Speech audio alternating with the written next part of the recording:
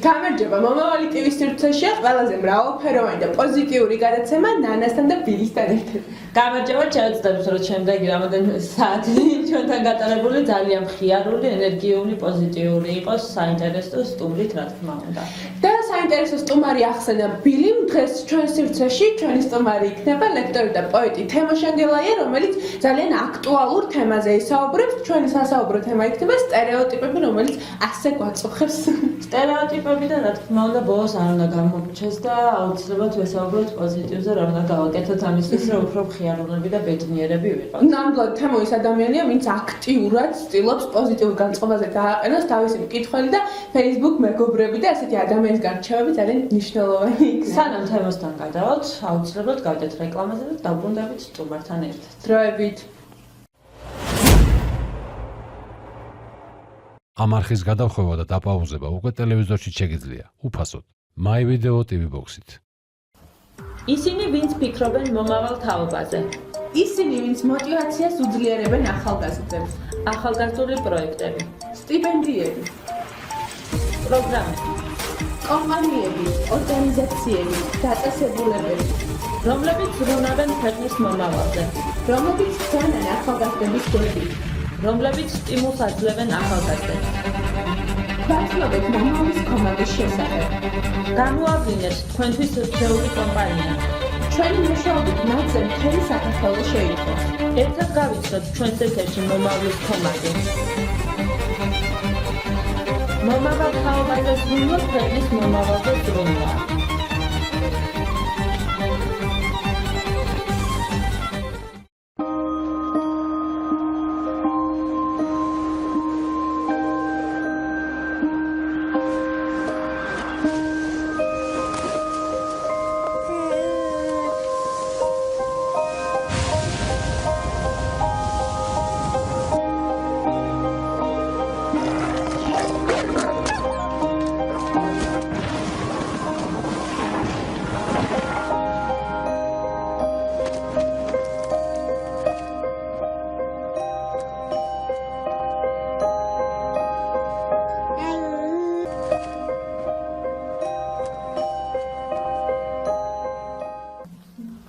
მომავალი ტივის მთავარ მიზანს სწორედ ახალგაზრდების მხარდაჭერა წარმოადგენს. ჩვენ მაქსიმალურად ვცდილობთ ჩვენი გადაცემებით, ჩვენი პროექტებით მხარი დავუჭიროთ ახალგაზრდებს და აქვე დავამატებ იმას, რომ ჩვენი გვაქვს გადაცემები, რომლებიც უშუალოდ მოიცავს ახალგაზრდების ნიჭის რეალიზაციას და ჩვენი წამყვანი ძველი აქტიურად არის ჩართული ამ ყველაფერში.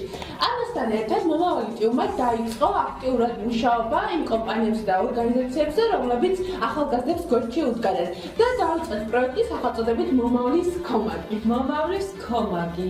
მოდი, საინტერესო დღეს საინტერესო დღეს და პრიზმს და მაინტერესებს რას ნიშნავს ეს მომავლის კომაგი და მოდი ცლად მიხარი ამ სიამოვნებით გაგაცნობ როგორც შენ ასევე ჩვენს მაყურებელს რას ნიშნავს მომავლის კომაგი და მithანხმებით იმაში რომ სახელი საკმაოდ საინტერესო დღეს და უფრო საინტერესო არის შინაარსი თუ რას გულისხმობს ეს ყველაფერი. რეალურად ჩვენ სივრცეში არიან კომპანიები, ორგანიზაციები და დაწესებულებები, რომლებიც ახალგაზრდებს უდგნენ გვერდში და ძალიან ბევრ კარგ საქმეს აკეთებენ. თუნდაც სტიპენდიების სახით, თუნდაც სხვადასხვა დასაქმების პროგრამები და ასე შემდეგ. ანუ გვერდში უდგნენ და მაქსიმალურად ცდილობენ, რომ ახალგაზრდების რეალიზაციას, ნიჭის რეალიზაციას და ასევე სხვა სახით გაუმართონ ხელი და ქველმოქმედებასაც ეწევიან. ამ კუთხით ეს არის ყველაზე დიდი ქველმოქმედება და ყველაზე დიდი ინვესტიცია, როდესაც ეხმარები ახალგაზრდას, ამით ქმნი უკეთეს მომავალს. მე ასე მგონია ყოველ შემთხვევაში. ძალიან ბევრი შემთხვევაც ვიცი, მინდა გითხრა, რომ არის კომპანიები და ასე შემდეგ, რომლებიც ეხმარებიან ნიჭი ერთაობას, რაღაცა რო აქვს გასაკეთებელი და რო ჯერათ ამას და ამიტომ მადლობასაც ვუხდით ხოლმე ყოველთვის და ეხლა უკვე საშუალო მასშტაბური იქნება ეს ყველაფერი და ბილი სხვათა შორის არიან კომპანიები, რომლებიც არ ჩანენ. შეიძლება ჩვენ ვიცით ვიწრო წრეში, რომ ჩვენს მეგობართან თუნდაც ჩვენი ძალიან ბევრი კომპანია, რომელიც არ ჩანს და ზოგი არის ისიც, რომ არც უნდა რომ გამოჩნდეს. და ეს ყველაფერი იყოს კაცის მიღმა, მაგრამ ასეთი კომპანიების ახალგაზრდებისთვის მინდა გავაკეთოთ შემდეგი განცხადება, რომ თქვენი გამოჩენა აუცილებელია ჩვენ საზოგადოებაში, აუცილებელია ჩვენი მაყურებლებისთვის და აუცილებელია სხვა კომპანიების, ორგანიზაციების და დაწესებულებებისთვის, ზუსტად იმიტომ, რომ მათ ჰქონდეთ მეტი სტიმული და мотиваცია. აი, მარტივი მაგალითი. შეხარ ბილი, რომელსაც გაქვთ კომპანია სახელწოდებით ბილი, მაგივად რომ აუხსნათ მაყურებელს აუხსნათ და აკეთებ ძალიან ბევრ კარგ საქმეს. მაგრამ არ გინდა გამოჩენა. მე შენთან მოვდივარ და გეუბნები რომ უნდა გამოჩნდე, იმიტომ რომ ჩემს ვიღაცის კომპანია სახელწოდებით ნადა ძალიან უნდა რომ გააკეთოს კეთილი საქმე და ეს ყველაფერი გამოაჩინოს, მაგრამ ამისთვის სჭირდება мотиваცია და мотиваცია ამ შემთხვევაში შენი კომპანია იქნება იმით რომ შენ გამოდიხარ და აჩვენებ რომ ამ საქმეს გაკეთებ და ჩემთვის ეს დიდი мотиваცია რომ მეც გავაკეთებ და მეც გამოაჩინე ამ ყველაფერს. ნამდვილად мотиваცია ერთი და მეორე ის რომ უფრო დიდ სტიმულს მიწევს ალბათ სხვა კომპანიებსაც რომ უფრო მეტი გაკეთდეს ახალგაზრდებისთვის, უფრო და უფრო წინ წავიდნენ ახალგაზრდები მათი დახმარებით. და რაც ეს არის ყველაზე აუცილებელი ახალგაზრდას გვერდში დგომა უნდა და ჩვენ ცოტა წვიმის შევიდან თამაში ჩვენ ვიხდებით ერთგვარი შრომაღალი კომპანიასა და ახალგაზრდებს მაყურებელს შორის. ასევე რომ ალბათ დაგებადეთ კითხვა თუ საიდან უნდა როგორ უნდა გამოავლინოთ ეს კომპანიები. ლოგიკური კითხვა.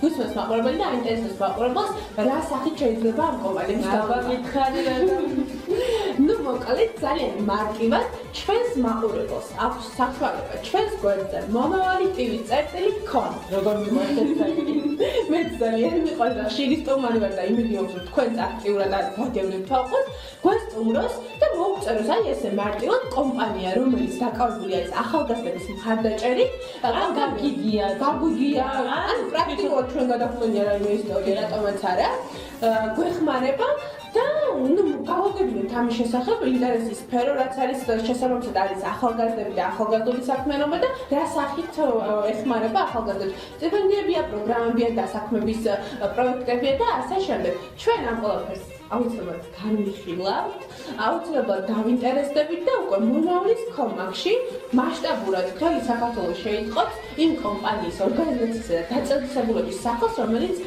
ზრუნავს მომავალზე რა თქმა უნდა მომავალზე მომავალ თაობაზე და საერთოდ ახალგაზრდებზე და აინტერესებს ახალგაზრდები რაც თავარია ანუ მნიშვნელოვანია ამ ეტაპზე ზუსტად ის რომ ჩვენ თქვენი მხარდაჭერით გამოვავლინოთ კომპანიები და სხვა კომპანიებსაც მივცეთ სტიმული რომ აუცილებლად უნდა იაქტიუროთ გამოგვიგზავნოთ რა ისტორიაც თუ გაგიგიათ რომ აი ამ კომპანიამ თქვათ დაეხმარა მაგალითად ნანას და ჩვენ ამ ყველაფერს განვიხილავთ და ვეცდებით ყველაფერი გავაშიფოთ აბსოლუტურად მაქსიმალურად ინფორმაცია მივაწოდოთ დეტალურად მაყურებელს და თქვენ დამითანხმდებით იმაშიც რომ ეს იქნება სტიმული არა მხოლოდ კომპანიებისთვის არამედ ახალგაზრდებისთვისაც რომ არსებობს ასეთი კომპანია რომელიც იმ შემთხვევაში თუ გექნება მაღალი აკადემიური მოსწრება გაფინანსებს ან გიშვებს საზღვარგარეთ წასვლას კი რა თქმა უნდა მე უფრო დიდი სტიმული მექნება ისედაც მეგონება რომ უფრო გავაკეთო რაღაცა დამიფასდება ამით და ყველაფერი ჩემი თუნდაც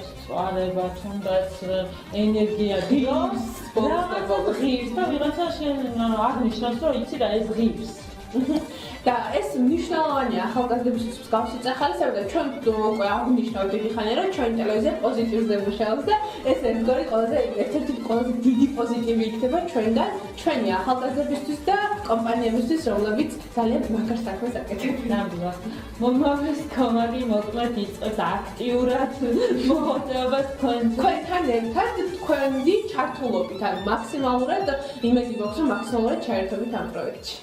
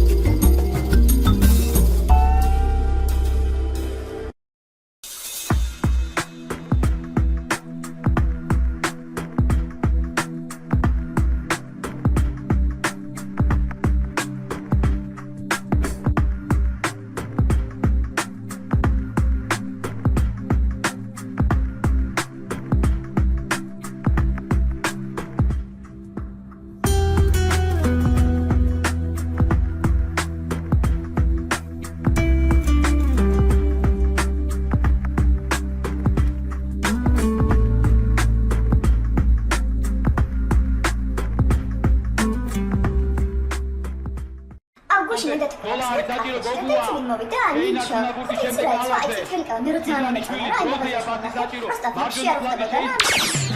My Video TV Box-ი ყველგან სადაც ინტერნეტია. ჯუსტიფაცია საჭირო კალაძე მარცხენა ფლანგზე. თვითონ დაიძრა კალაძე. კანკავა. ამ არხის გადავხვევა და დაპაუზება უკვე ტელევიზორში შეგიძლია, უფასოდ. My Video TV Box-ით.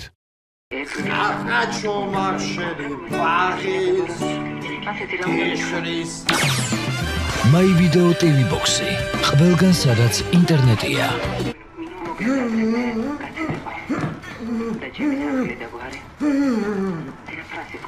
სიმართლე შიდსზე. ვირუსის გადაცემის რისკი პრაქტიკულად ნულოვანია.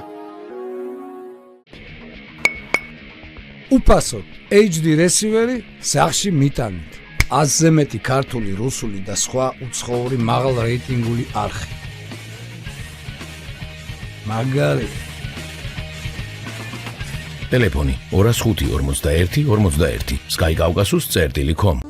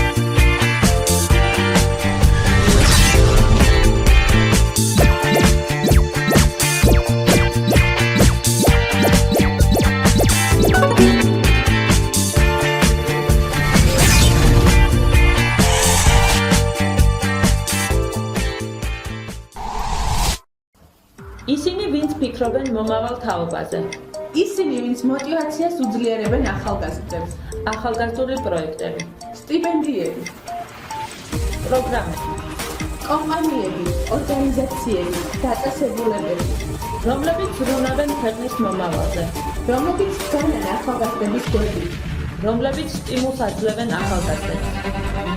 ბატონობთ მომავლის კომანდის შესახებ. გამოავლინეთ თქვენთვის რჩეული კომპანია. ჩვენი მუშაობით მათზე მთელი საქართველო შეითხოვს. ერთად გავიცნოთ ჩვენს ეთერში მომავლის კომანდი. მომავალ თაობაზე ზრუნვა ქვეყნის მომავალზე ზრუნვა.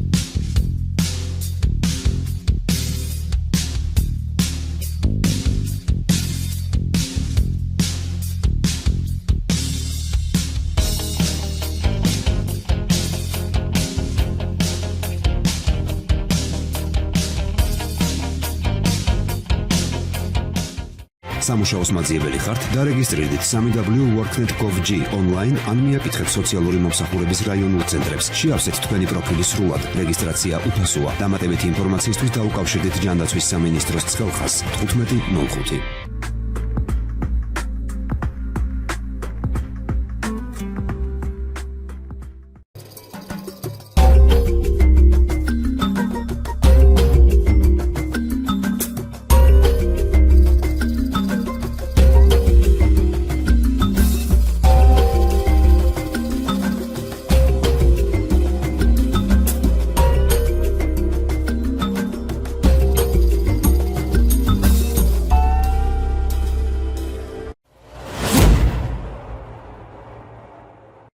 როგორც უკვე დავანონსეთ, ჩვენი გადაცემის სტუმარი არის დღეს ლექტორი, პოეტი თემოშენ გელაია და ძალიან საინტერესო აქტუალურ თემაზე ვისაუბრებთ. დღევანდელი ჩვენი სივრცის თემა იქნება სტერეოტიპები და თემო ლოგიკური სტუმარი არის. იქიდან გამომდინარე, რომ შენმა პოსტმა ძალიან დიდი გამოხმაურება მოჰყვა ამ ყველაფერს ინტერნეტ სივრცეში. მე კიდევ ერთხელ მინდა აღვნიშნო, ვინც არ იცის იმათვის, გადაიღეს სურათი. წარწერით მე მუსულმანი ვარ, ჩამეხუტები, რასაც მოყვა ძალიან დიდი, ისე ვთქვათ, აჟიოტაჟი. რა კომენტარს გავაკეთებ ამასთან დაკავშირებით? ხო, სიმართლეობითად არც გამკვირვებია, სპეციალურად გავაკეთე, შეიძლება ესე ვთქვათ. იმიტომ რომ უბრალოდ ადამიანებს გამოაეშკარავებინათ თავი, ვინც სტერეოტიპებში ცხოვრობენ, იმიტომ რომ ძალიან მარტივად რო გითხრათ, ადამიანები კომენტარებიდანაც ალბათ თუ წაიკითხიდან ნახავდი, რომ ადამიანებმა უბრალოდ თავი გამოაშკარავეს იმ კუთხით, რომ ყველა ძალიან ბევრი ადამიანს მოკლედ გონია, რომ მუსულმანები ავტომატურად არიან ტერორისტები. ავტომატურად უკავშირებენ, კი. რაც ესე ნამდვილად არ არის, იმიტომ რომ შეიძლება უმრავლესობა ტერორისტების არიან მუსულმანები, მუსლიმები, მაგრამ ეს იმას არ ნიშნავს, რომ ყველა მუსლიმი არის ტერორისტი.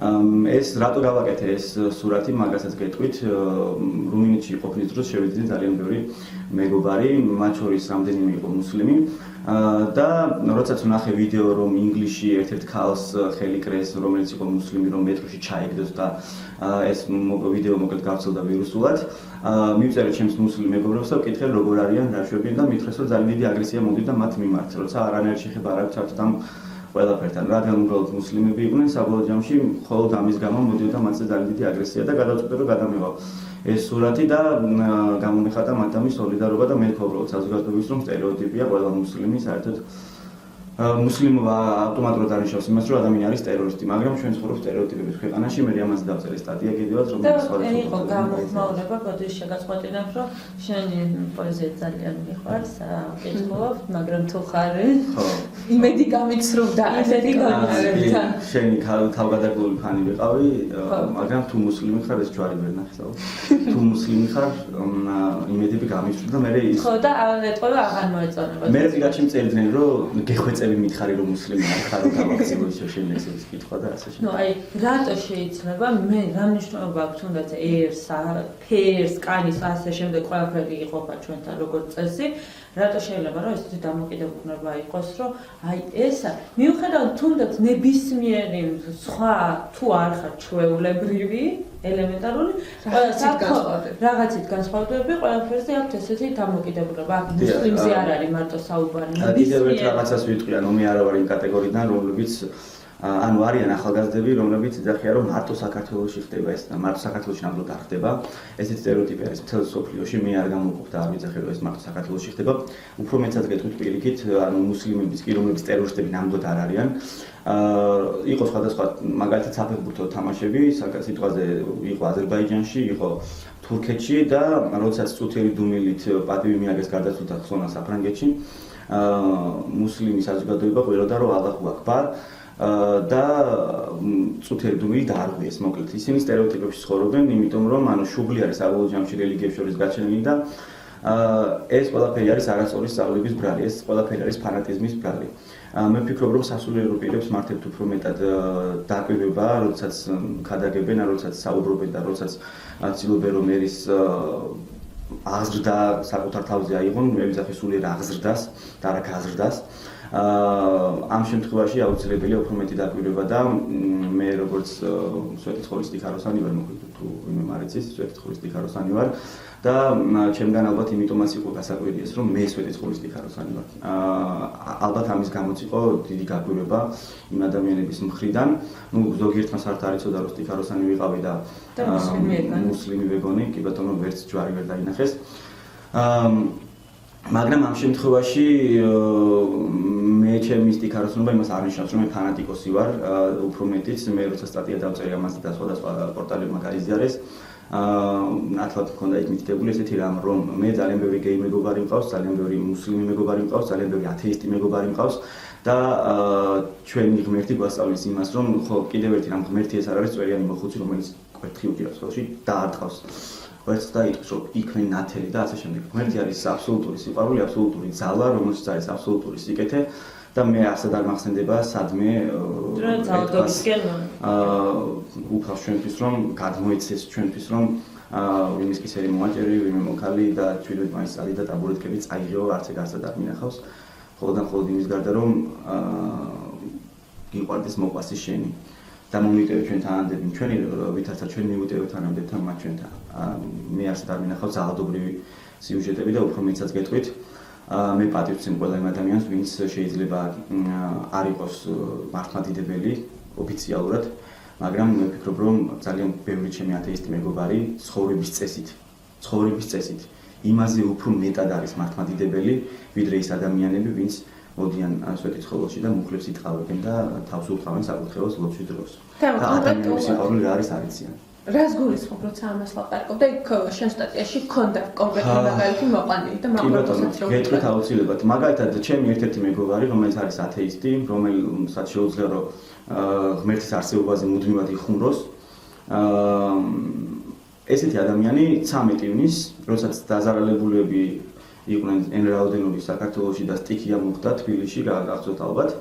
ამ დროს ახალგაზრდა კრიმინალთა ჯგუფის ანუ ჩემი ორგანიზაციის ოფისი გადავაქციეთ ეგრევე მიმღებ პუნქტად, სადაც ვიბარებდით სხვადასხვა ტანსაცმელებს, საკვებს და ასე შემდეგ და შემდგომ ვურიგებდით დაზარალებულებს. ამ ჩემმა მეგობარმა, რომელიც მუშაობს საავიაციო უშიშროებაში, იყო ორკვირიანი შვებულება აღარ ეკუთვნოდა. შემდგომი მთელი წლის განმავლობაში ამ ადამიანს მთელი 6 თვე უნდა ყოფილიყო მე სამსახურში, სანამ როცა 16 წელი გადადგებოდა. აიღო ორკვირიანი შვებულება და მთელი ამ ხნის განმავლობაში იდგა ჩემს გვერდით. და მეუბნებოდა რომ აი რა გავაკეთოთ, თვითონ იყო ჩემი მოტივატორი. აი მართლა გეუბნები. აქტიურად იყო ჩართული. მოდი, აბა ეს გავაკეთოთ, აბა ის გავაკეთოთ, აბა იქ წავიდეთ, აბა აქ წამოვიდეთ, აი ამას ვიშოვი, ამას გავაკეთებ, იმას გავაკეთებ და აი საოცრება იყო ის პერიოდი, მახსოვს რომ მაგალითად გოგონა იყო, რომელსაც ფეხის ზომა ჰქონდა ძალიან დიდი და ამის ფეხაცმელი ვერსად ვერ ვიშოვეთ. და წავიდა ყველგან ირბინა რომ აი ამ გოგონაცვის ეს ფეხაცმელი მოეძებნა და მე ისე გამოდიოდა იქიდან რომ მადლობისთვისაც კი არ ჩამოდგარა იქ და საქმეს აკეთებდა ისე რომ მადლობასაც კი არ მოუწოდა. ხო, არც გამოჩენდა. იმიტომ აკეთებდა რომ უნდა რომ ეს გააკეთებინა და კი, ნამდვილად და ჩემთვის ეს ადამიანი, რომელიც ღმერთის არსებობას უარყოფს, რომელიც მართლმადიდებლობას უარყოფს, ცხოვრების წესით უფრო მეტად დიდი მართლმადიდებელია. იმიტომ რომ მას ადამიანები უყვარს, მას სიყვარული აქვს, სიყვარულია თავად ღმერთი. ეს ადამიანი უფრო მეტად ცხოვრების წესით უფრო დიდი მართლმადიდებელია, ვიდრე ის ადამიანები, ვინც მართლა გეუბნებით, ლოცვებში ათენებენ ღამეებს და ადამიანების სიყვარული რა არის არ იციან. და საერთოდ იცი რა მეინტერესებს, რაღაც ამ ბოლო დროს ესე მივდივართ, ბოლოს მივდივართ ესეთ დასკვნამდე, რომ ხალხში და ერში არის საერთოდ გაუნათლებლობის სენი. აი, იმიტომ რომ არ ვიცით რეალურად და იმის ვაკა ერთი იტყვის, მეორეს გადაედება, აღარ მე კიდე კომპრომისი. ხო, შეგვიძლია და რაღაცა სასწაულს ყრების ბოლოს. იმიტომ რომ არ ვიცით რა არის, თუნდაც ათეიზმი არ ვიცით რა არის, თუნდაც რელიგიის მიმართ დამოკიდებულება არ ვიცით რა არის და ასე შემდეგ, თუნდაც მუსლიმი არ ვიცით რას ნიშნავს, ხო? კი, აი მაგალითად ეხლა თანამედროვე ახალგაზრდობაში საქართველოში არის მოდაში პირდაპირ დავარქვა რომ უნდა იყოს ათეისტი და თუ ათეისტი ხარ ესე იგი მაგალითად ოღონდ რა თქმა უნდა მათი 99% არ არის ათეისტი, მათი 99% არის ნიჰილისტი. და არა ათეისტი, რომლებიც აკრიტიკებენ ყველას და ყველაფერს და რელიგიური კუთხითაც, რა თქმა უნდა, ყველაფერს აკრიტიკებენ, თუმცა აქ არის ორმაგი პასუხისმგებლობა. აქ არის პასუხისმგებლობა აგრეთვე იმ ადამიანების, ვინც ამ თაობას აწვდიან ბრმად რაღაცეებს. იმიტომ რომ ხშირ შემთხვევაში ზოგიერთი სასულიერო პირის მიერ გაკეთებული განცხადებები ვერანაირ კრიტიკას ვერ უძლებს და საერთოდ აი ლოგიკას კი არა, ქვეყნიერებას არის გაცნილი და გასულია სადღაც ასტრალში და როდესაც ამას ხედავენ ახალგაზრდები, ისინი ეძებენ რაღაცა ლოგიკას, ამ ყველაფერში ეძებენ რაღაცა ჭკვიანურს, რაღაცა განათლებასთან ახლოს და როცა ამ ყველაფერს ვერ პოულობენ, ისინი შეცდომას უშვებენ ამ შემთხვევაში და მინდა ერთი რაღაცა უთხრა საზოგადოებას, რომ თუნდაც არ მოგეწონოთ საეკლესიო პირების მოქმედება, თუნდაც არ მოგეწონოთ სიტყვაზე საპატრიარქოს მოქმედება, არ მოგეწონოთ თუნდაც პატრიარქის მოქმედება. ამ შემთხვევაში ყველა უშვებს ჯერ ერთი შეცდომებს და მეორე მოძღვარი ეკლესია და ღმერთი ერთი და იგივე არ არის. კი ბატონო, ეკლესია არის მისტიური სხეული უფლის, თუმცა თუ სასულიერო პირმა რაღაცა შეცდომა დაუშვა და თუ ნახეთ სასულიერო პირი, რომელიცაც განათლება აქვს ამ სფეროში და აკეთებს არალოგიკურ და არაჭკვიანურ განცხადებას, ეს იმას არ ნიშნავს, რომ მისით უნდა დაკარგო ღმერთი, რომელიც საბოლოო ჯამში იკარგება სწორედ იმის გამო, რომ არ მოსწონთ სხვადასხვა ადამიანების განცხადებები. ამისა პარასაპირისპიროდ გეტყვით, რომ არის ძალიან ბევრი განათლებული მოძღვარი საქართველოში, რომლებიც საკუთარ აზრებს, საკუთარ შეხედულებებს აფიქსირებენ ღიად და ეს არის ერთ-ერთი ჩემი უახლოესი მეგობარი მამა პეტრე კვარაცხელია, რომელიც მუდმივად ცდილობს, რომ ანუ ძალიან განათლებული ადამიანია, უგანათლებულესი და მუდმივად ცდილობს, რომ საღი აზრი შეინარჩუნოს და მნიშვნელოვანია ნამდვილად საღი აზრის შენარჩუნება.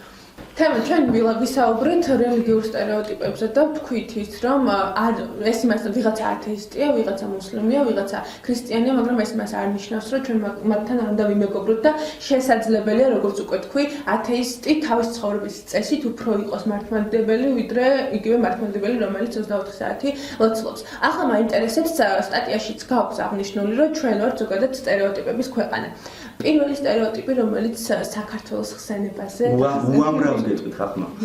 მაგალითად, აი მოდით შევეხოთ სოციალურ თემას. სტერეოტიპი არის საქართველოში, როდესაც ქართველ მამაკაცების 99%-ს გონია, რომ თუ უკრაინელი გოგონა დაგინახავს, რადგან ქართველი ხარ, გამოექანება, შემოგახდება და გეტყვის, რომ დი გრუზინ, მოდი სექსი დავყავდეთ. ანუ სტერეოტიპი არის კაზანტიპი, როდესაც ადამიანებმა გაყიდეს ჩააბარეს თხილი, გაყიდეს ოჯახის წევრები კინაღამ და წავიდნენ კაზანტიპზე, რომ იქ უკრაინელები ჩამოდიოდნენ და უკრაინელი ქართველს რო დაინახავს, ხო მიჩვეულები ვართ, რომ ჩვენი მამები გადაფრინდებოდნენ 15 მანეთად ისინიასთან ბავშვი ეყოლებოდა და მე ჩამოვიდოდნენ და ასე შემდეგ და იგი იგულავებდნენ 15 მანეთად და 30 მანეთად ყველაფერს აკეთებდნენ. კი, ერთმანი მამები, ჩვენი თაობა? ჩვენი თაობაშიც არის სტერეოტიპები, მე უკრაინაში ნამყოფი ვარ და ქართველების მოქცევა ძალიან კარგად მინახავს იქ, ვისგანაც არ ველოდი, ნუ ისეთი ადამიანებისგანაც კი და საერთოდ ქართველების ბოდიში გაწყობენ ქართველების მოქცევა ნებისმიერ საზღვარგარეთის კი ბატონო, მაგრამ მე მაგალითად მარავ ხოლმე და რაღაცა ალბათ გარეგნობაც მიწყობს ხოლმე ხელს ხანდახან, რომ არ გონი ვარ ქართველი არავის და არც საუბრობ ქართულად, იმიტომ რომ ისეთ საქციელს ჩავდიან, რომ მე მწყვენია ხოლმე ხანდახან. ხო, ნუ და სტერეოტიპი აი ეს რაც გითხარით, რომ გონიათ, რომ უკრაინელები ქართველებზე ვენებს გადაიჭირან ეგრევე და ქართველი არის სექსმანქანა, რომელზეც უკრაინელი ქალი ეგრევე დნება. ანუ რა თქმა უნდა, სლავებთან დაკავშირებით შეგვიძლია ვთქვათ ის, რომ იზიდავთ განსხვავებული ადამიანები, კი ბატონო, როგორც საქართველოში ქართულ მამაკაცები ქერები და ცისფერთვალებები მოსწონდეს, ისევე შეიძლება მან მისაუბრია უკრაინელ მეგობრებთანაც, გოგონებთან, რომლებიც იძახიან, რომ კავკასიელები იზიდავთ იმ კუთხით, რომ მათგან განსხვავებულები არიან, მაგრამ ეს იმას არ ნიშნავს, რომ მივარდე და თხილი ჩააბარო და კაზანტიპში წახვიდე და მე სამიძახო, რომ ეს არის ცოდვა და ასე შემდეგ კაზანტიპზე მოხვედა. სტერეოტიპი არ არის თუნდაც ის, რომ ყოველ მეორე ადამიანს გონია, რომ თუ გეი ქუჩაში დაგინახავს, გამოექანება და რამეს მოგინდომებს აუცილებლად და ასე შემდეგ. ანუ სტერეოტიპი ძალიან არის თუ არა, თუნდაც ძვირადღირებული ტელეფონი, მანქანა და ასე შემდეგ და ამ დროს არც არაფერს არ წარმოადგენთ იცი. ეს სტერეოტიპი უფრო დიახ, დაახლოებით ალბათ უფრო მოდა არის ესეთი რამ, რომ უბრალოდ ანუ ჩვეულებრივ მომეც იმართლებითად მესმის მე ესეთი რამ, იმიტომ რომ ყველა ადამიანს უნდა რომ გამოჩნდეს რაღაც კუთხით უფრო უკეთესი ვიდრე არის და რა მაინტერესებს უკეთესი შენ გაქვს ნიჭი ცოტა კურდამსიკობას კი აქვს ხომ მე ნიჭი გაქვს ხო ნიჭი გაქვს ძალიან კარგი ლექსებს და ფიქრობ თუ არა ჯობია შენი თავი სულ სხვა რაღაცაში გამოავლიო თუნდაც შენი ნიჭი განავითარო ვიდრე მე გამორჩა ძალიან მაგარ მანქანაში და ეს უფრო მარტივი არ არის ანუ ნებისმიერ კარგად ჩავიცმევ და გავივლია თუნდაც შენ საღამოზე და მე ყურადღებას მომაქცევენ ხო და ამ დროს შენ ნიჭს არ ვითარე ყველა თავის ნიჭი განავითარო სხვადასხვა მხრივ ეს უკეთესი არ არის ეს არის თუ არა ჩვენი ახალგაზრდების პრობლემა შენი აზრით ზოგადად ისეთ არის მე ნახევრად მეგრელი ვარ ნახევრად კახელი და სამეგრელოში ხედავ ხოლმე ესეთ სიტუაციას რომ შეიძლება მეგრელმა ну ყველაზე არ უწეხი რა თქმა უნდა მეგრელმა კარგად ჩაიცვას კარგად გაიზმანოს ასე ვთქვათ და მე ისე გახანი უფრო საჭმელი შეიძლება ორი თვე არ ჭამა. იქით აღმოსავლეთში უფრო სხვანაირად არის. იქით მთავარია კარგად იკვებონ ასე შემდეგ და შეიძლება ტრანსპორტის ყურადღება არ მიაქცევენ. ანუ და გააჩნია ანუ ეს ცუდია თუ კარგი ანუ ზოგიერთ შემთხვევაში კარგია ზოგიერთ შემთხვევაში ცუდია მაგალითად თუ ადამიანი ხარჯავს იმისთვის რომ ვიზუალურად კარგად გამოიყურებოდეს ხო და ეს ვულგარულობაში არ გადადის და ზედმეტობაში არ გადადის მე ვფიქრობ ეს რაღაცა კარგია მიუხედავად იმისა რომ შეიძლება თუ ამ ადამიანს ესე ურჩევნია ხალხო ყველა ადამიანი ანუ ადამიანები იმიტომ ვართ ჩვენ რომ რაღაც ისუტები ყველას გვაქვს და ასეთ სიტუაციაში ვერ შევაფასებ, ანუ ეს სტერეოტიპი არის ვერ დავაკეთებ, იმიტომ რომ შეიძლება ადამიანური სისუსტეა და ადამიანები მიყვარს თავისი პლუსებით, თავისი მინუსებით. თუ ესეთი რაღაცა ხდება და ვიღაცას ზედმეტობაში გადასდის ძალიან და ეს მომაღვიძრებელია, ეს ცალკე თემა, მაგრამ თუ ადამიანს უნდა რომ რაღაც კუთხით დახარჯოს თავისი ფიზიკურობისთვის, თანხა რატომაც არა. არა, დახარჯოს კი, მაგრამ ხო შეიძლება რომ მარტო იმის იქითაც გამოავლინოს თქო მე ესე ვკითხე უბრალოდ. კი, მესმის, ანუ რაღაც კუთხით უბრალოდ მარტივია გამოჩენა. ისე იმაში გეთანხმები რომ ნიჭის რეალიზაციაზე ამბობ? რეალიზებას მოახდენენ და ამით მიიქცევენ ყურადღებას ადამიანები, უფრო მეტად ამალდება ჩვენი შეხედულებები თითოეულ საკითხზე. უფრო განვითარდებით გამოწვევებით და რაღაც ვულგარულობით და რაღაც ესეთი მიიქცევ ყურადღებას. ჩვენ თქვით რომ ძალიან ბევრი სტერეოტიპი გვაქვს სხვადასხვა თემებთან დაკავშირებით და თქვი ესეთი ყველაზე აკტუალური რაც ხო. ყველაზე მეტად რა გაღიზიანებს შენ?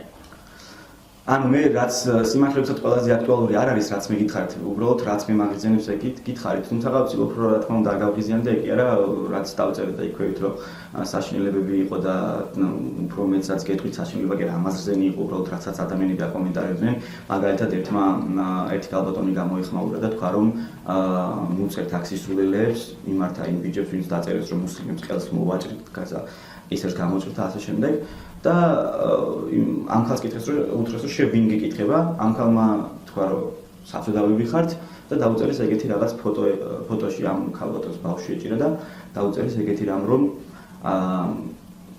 ეხლა თუ არ გაჩერდები კისერს მოვაჭრით მაგ ბავშვს ხელში რო გიჭირავ თავს მოვაჭრით ფეხბურთს ვითამაშებთ შენს თვალწინ და მე შენი ქმრის თვალწინ გადავაჭირებ და ასე შემდეგ სოციალური მარაზმი გვაქვს ეხლა მითხარით ესეთი რამ რომელი უფრო დიდი ცოდვა იყო მუსლიმი თუ იყო მზად რომ ადამიანს თავი მოაჭრა. რა თქმა უნდა იყო მზად რომ ადამიანს თავი მოაჭრა, სულ არ აქვს მნიშვნელობა მუსლიმის. მეც იგივეს ვიძახი აბსოლუტურად და სულაც არ ვფიქრობ იმას რომ ის ადამიანები საერთოდ მე ვფიქრობ რომ რელიგიებს იყენებენ უბრალოდ და ნებისმიერ ერში არის ის ადამიანები ვინც ეს დაწერეს თურქეთში რომ დაბადებული იყვნენ ყველა აბოთფილელი იქნებოდა? რა თქმა უნდა ვერ იქნებოდა. რომელიმე სოფელში ან არაბეთში რომ დაბადებული იყვნენ რომელიმე სოფელში ყველა აბოთფილელი იქნებოდა? რა თქმა უნდა. მე წავიკითხე შენ სტატიიდან ესეთი ამონარდია ეს ის ქვეყანა არ არის სადაც ქალებს გენდერული თანასწორობა უნდათ, მაგრამ გენდერული ვალდებულებები რა არის არ იცი. კი. ნამდვილად ამაში დავთვალე.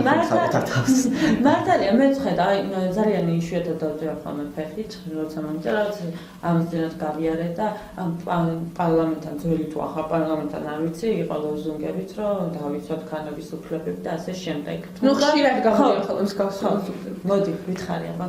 აი თანხმები მაგრამ კი, მოკლედ საქართველოში სამწუხაროდ გენდერული თანასწორობა ვიცით მარტო ერთი კუთხით. როგორც მაგალითად ვიცით ოჯახური ძალადობა ერთი კუთხით. ოჯახური ძალადობა ვიცით და ქვია სახელად, როცა მოდის სიტყვაზე ვიდათ მაგალითად შენი მეუღლე და გილყავს. ანუ ეს არის კი ბატონო ოჯახური ძალადობა, ეს არის ძალადობის ერთ-ერთი ფორმა, ასე ვთქვათ, იმიტომ რომ ძალადობას აქვს ორი ფორმა, პერსონალური და სტრუქტურული. პერსონალურ ძალადობაში გამოიყოფა ორი სახის ძალადობა, ეს არის ფიზიკური და ფსიქიკური და ფიზიკური ძალადობა კი ბატონო იციან არის, მაგრამ ფსიქიკური ძალადობა და ფსიქიკური ძალადობის ერთ-ერთი გამოხატულება სიტყვაზე ვერბალური ძალადობა, ანუ გინება საქართველოში რა არის არ იციან. და თუ შენი მეუღლე მოდის და გაგინებს, კაცია და უნდა გაგინებს. და ხალი ხარ და მოითხოვ და კაცს უხდება გინება, ამასაც ამბობ ხოლმე. ხო და ესეც რო ძალადობა, ეს არ იციან. გენდერულ თანასწორობას რაც შეეხება, ხო? მე აბსოლუტურად მომხრე ვარ გენდერული თანასწორობის, მე არ ვარ იმ კატეგორიიდან, როცა მეუღლების ხედან ერთად და ბოდიში, მაგრამ სიტყვაზე თქვენი მცირეწლოვანი შვილი რაღაც გამოსაცვლელი აქვს. საფენები და ამ დროს ხალი რომელიც არის შეიძლება დაღლილი მუშაობს, სახში მოდის და ამ დროს ქალ დროზე გააკეთეს შედი კუხნაში ის გააკეთეს, ანუ შენი შვილია და შეიძლება ადგე და ამ შემთხვევაში გააკეთოს შენი მეუღლის მაგრად ეს ყველაფერი და ჩვეულებრივ რამ არის გადაინაწილო პასუხისმგებლობა. ეს შეგნების ამ. მაგრამ რაც შეეხება ვალდებულებებს, ანუ საქართველოში მანდილოსნები სულ ყოველთვის იძახიან იმას, რომ ჩვენ გვინდა გენდერული თანასწორობა, მაგრამ გენდერული თანასწორობა უნდა მხოლოდ და მხოლოდ როცა თანაბდება და ხდება ემანციპაცია უფლებების და არა ვალდებულებების. ვალდებულებები არავის არ ახსოვს. რა არის? არ უნდათ ახსოვდეთ თუ უბრალოდ არ ახსოვდა არის. არ უნდათ და ზოგ მაგას არ იცის, ზოგს არ აწყობს. ზოგს ვალდებულება და მანდობება ერთი და იგივე გონიათ და ალბათ მაგიტანიც ხო? დიახ. ერთი და იგივე გონიათ და ან კიდე რასაც მიჩვეულები არიან, უნდათ რომ მუდმივად ისე გრძელდებოდეს. კი და საერთოდაც მე ვიცი ძალიან ბევრი ადამიანი, რომელსაც საერთოდაც არ აწუხებს ეს რომ გენდერთან, ну, ქალების ხარეს დამიჭერა ამ შემთხვევაში ამბობს რომ იცი რა არის მე ესე მაყოფილებს როგორც ვარ არ მაინტერესებს. კი, ძალიან ბევრი ქალბატონი იძახის რომ კაცი უნდა იყოს ჩემი ზარმატებული. კი. და მოსწონდეს. მიჩვეულები არიან ალბათ ამ მდგომარეობას და უბრალოდ ეზარებათ ამ მდგომარეობიდან რაც მოდის ტრადიციებიდან საბოლოო ჯამში ეს არის დამკვიდრებული და ბევრი ქალბატონი ეთანხმება რომ უნდა იდეს კუხნაში. თემა სოციალურ ქსელში ძალიან აქტიური ხარ პოზიტივთან დაკავშირებით და ყოველთვის ვცდილობ ესეთი პოზიტიური განწყობა გადადო შენს მსმენელს, მკითხველს, უბრალოდ მეგობრებს და რაც ძალიან კარგია. სანამ უშუალოდ პოზიტივზე გადავალთ, მოდი ვისაუბროთ ნეგატიურ განწყობას და აგრესიულ ფონზე, რაც რეალურად საზოგადოებაში არის. კი ბატონო, მოკლედ აგრესიას უწყობს ყველაფერი ხელს. საქართველოში გვაქვს ძალიან ბევრი პრობლემა, რა თქმა უნდა, თუ კრიმინოლოგიურად შევხედავთ ამ ყველაფერს, აგრესიის გამომწვევი არის ძალიან ბევრი მიზეზია, ეს არის მაგალითად უმუშევრობა, ეს არის სიღარიბე, ეს არის სექსუალური კავშირების მიჩქმალვა ან არ ქონა, რომელიც ბიოლოგიური მოთხოვნილებაა და საქართველოში სხვადასხვა რაღაცები ხელს უშლის ამ ყველაფერს. ეს არის აგრეთვე თუნდაც მაგალითად საზოგადოებაში აგრესია არის როგორც ურთიერთობის ფორმა და ჩვეულებრივად მიღებული არის. რომელშიც შეიძლება გამოყოფთ არასწორი მეთოდები აღზრდის ან ჩანერგვა მიზანმიმართული აღზრდის პროცესში ბავშვებისადმი აგრესიის. ეს არის თუნდაც განსხვავებული ადამიანების სიძულვილი და კონფორმიზმის სახე, როდესაც თითო საზოგადოება ცდილობს იმას, რომ დაიმსგავსოს თითოეული ინდივიდი და თუ არ დაიმსგავსება ინდივიდი საზოგადოებას ხდება მათი გარიყვა განსხვავებული ადამიანების. ამას შეგვიძლია ვთქვათ, რომ ბოლო 20 წელიწადში საქართველოს 4 შეერაგებული კონფლიქტი გამოიარა და 20 წელიწადში ეს ძალიან დიდია და ეს მოქმედებს ჩვენს ნერვულ სისტემაზე, ფრონტალურ კორტექსზე და საბოლოო ჯამში ხდება ადამიანების ფრუსტრაცია, ყავს ძალიან ბევრი დევნილი და ასე შემდეგ და ასე შემდეგ. ეს პრობლემები ხდება მოუგვარებელი, უბრალოდ რაც დრო გადის, მით უფრო ვერ გვარდება. გვაქვს საქართველოს სოციალური კაპიტალის ნაკლებობა და ასე შემდეგ მოკლედ. ანუ ყველაფერი გვწევს ხალხში რომ კაი რა გვაქვს ესეთი რომ და პოზიტიური. აი თქვენ ტელევიზიაში ვიტყვით აი ეგეთ რაღაცას, თქვენი ტელევიზია ესეთ რაღაცებს არ შვება და ამიტომ დიდი ჩართავ დილის 9 საათზე ადგები, კიდე რომ ბედნიერი იყო. არის გადაწყდა. იმაში რა ქვია, სამსახურში პოზიტიურად გატარო დღე და უცებ გესმის დილის 9 საათზე რომ დღეს ზუგდიდში 9 წლის ბავშვი გავრისა კამაზმა გადაუარა ერთხელ გადმოვა უკან, მერე მესამედ, მერე ნაცვლად მოყრენა და ჩარეცა კანალიზაციაში და ასე შემდეგ და თუ მე იმდროს ბედნიერი უნდა იყო. ანუ ჩვენი ტელევიზიებიც არიან მომართული იმისკენ, რომ მუდმივად გაიცეს ნეგატიური ინფორმაცია. სადმე გინახავთ გადაცემა, რომელშიც იქნებოდა საუბარი მაგალითად წარმატებულ ახალგაზრდაზე, რომელმაც ამერიკაში ჩააბარა, გაიარა საქართველოს რაღაცა კონკურსი, წაიყვანეს ამერიკაში, იქ დაამთავრებს სამართლის ფაკულტეტს, ჩამოვა და აქ ელოდება ძალიან სერიოზული სამსახური. და როცა ამას უყურებს სიტყვაზე სკოლის მოსწავლე, რომელსაც უნდა იურიდიულად ჩააბაროს, ვის არის мотиваცია და საოცარი ამის, ხო ძალიან წაადგება ეს ყველაფერი, მაგრამ არა. ეგეთ გადაცემას ვერ გაიხსენებთ, იმიტომ რომ უბრალოდ არ არსებობს. ჩვენ გავიხსენებთ. მაგრამ მე ძირითადად ისეთ ტელევიზიებზე გეუბნებით, რომლებიც სოციალურად ძალიან პოპულარულია საქართველოში. არ ჩამოთვლი. და სამაგეროდ ნახავთ იმას, მაგალითად ყველას ახსოვს, ვინც მისმენს დარწმუნებული ვარ, როგორ მოკლეს ჩემი კოლეგა ილიას უნივერსიტეტში სტუდენტების თვალწინ.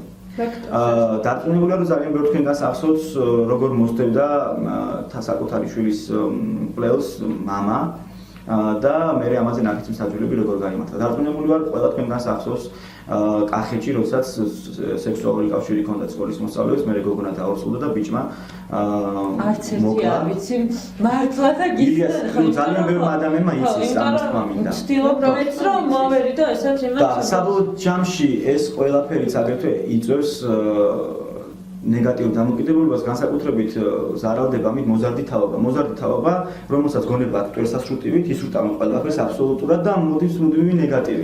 და საზოგადოებაში, აი ოღონდ რაღაცაც მინდა დავამატო, საზოგადოებაში მოდის ნეგატივისტები და პოზიტივისტები იკარგებიან, მაგრამ მინდა ერთი რაღაც დავამატო, მე აქ მარტო ტელევიზიას ამბობ ვერ დავადანაშაულებ, საზოგადოება არის პირველ რიგში აქ დამნაშავე, იმიტომ რომ ტელევიზია სთავაზობს იმას რაც არის მოთხოვნა საზოგადოებაში. ამ საზოგადოება ითხოვს რაც არის რეიტინგული, რაც არის რეიტინგული ტელევიზია სთავაზობს მაგას. თუმცა ტელევიზიას რა თქმა უნდა ცოტათი უნდა გამოვხსნო იმ კუთხით, რომ ტელევიზიას პოზიტიურად შეცვალოს. პოზიტივი შეიძლება ის უფრო რეიტინგული იყოს. კი ბატონო და რამდენჯერ გაგიგიათ ესეთი ფრაზა.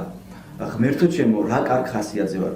უეჭველი რაღაცა მეწყინება. ეს ქართველების იმიტომ რომ ადამიანები უჩვეულები არიან ხალხმა იმას რომ უნდა იყოს მუდმივი ნეგატივი და საბოლოო ჯამში მეგობრები როცა ერთმანეთს ხვდებიან რა შვები რა ბიჭო ვალები მაგ და სუთა თავად და კარგად ვარ ძალიან მაგრად ვარ პოზიტივი. თუ კარგად ხარ მე სულ აღნიშნავ ამას თუ კარგად ხარ უნდა შეგრცხვეს თქო რა ანუ ისეთ სიტუაციაში ვერ ეტყვი ადამიანს ხო კარგად იმიტომ რომ მე მგონი ვეღარ იქნები მე კარგად რას ქვია შენ კარგად ხარ რატო ხარ კარგად ან რაღაცინებს გიჟი ხო არ ხარ ეს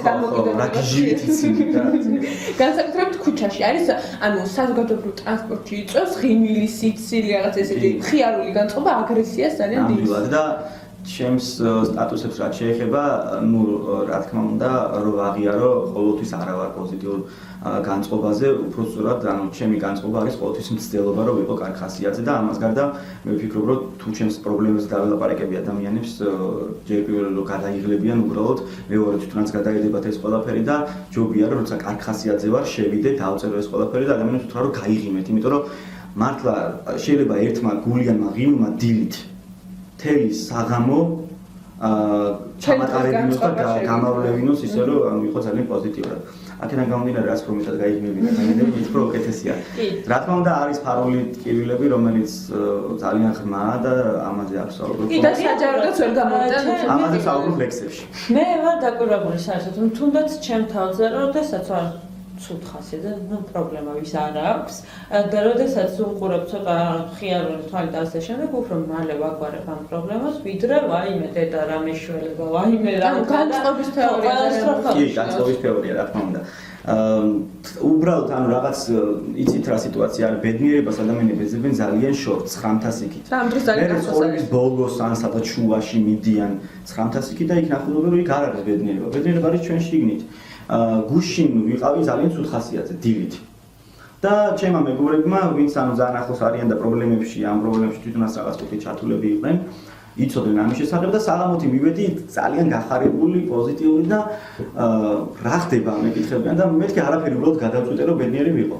მორჩა მე კი არ მართლა ანუ ეს აი ყველაზე სწორი დამოკიდებულება არ შემიძლია წლების წინ, მაგრამ გამომიმუშავდა და ყველა შეუძლია რომ ეს ყველაფერი გააკეთოს და ბედნიერება შორს არ არის, ბედნიერება არის ჩვენში. მართლა განწყობის თეორია. შენს თავში უნდა დაინახო პირველ რიგში და როგორი ახალგაზრდობა მოდის ანუ ბედნიერი, პოზიტიური, მე ძალიან დეპრესიული ეს ახალგაზრდობა და უფრო მეცაც გეტყვით მე რო 90-იან წლებში ახალგაზრდა ვიყავი, ну დავწერე.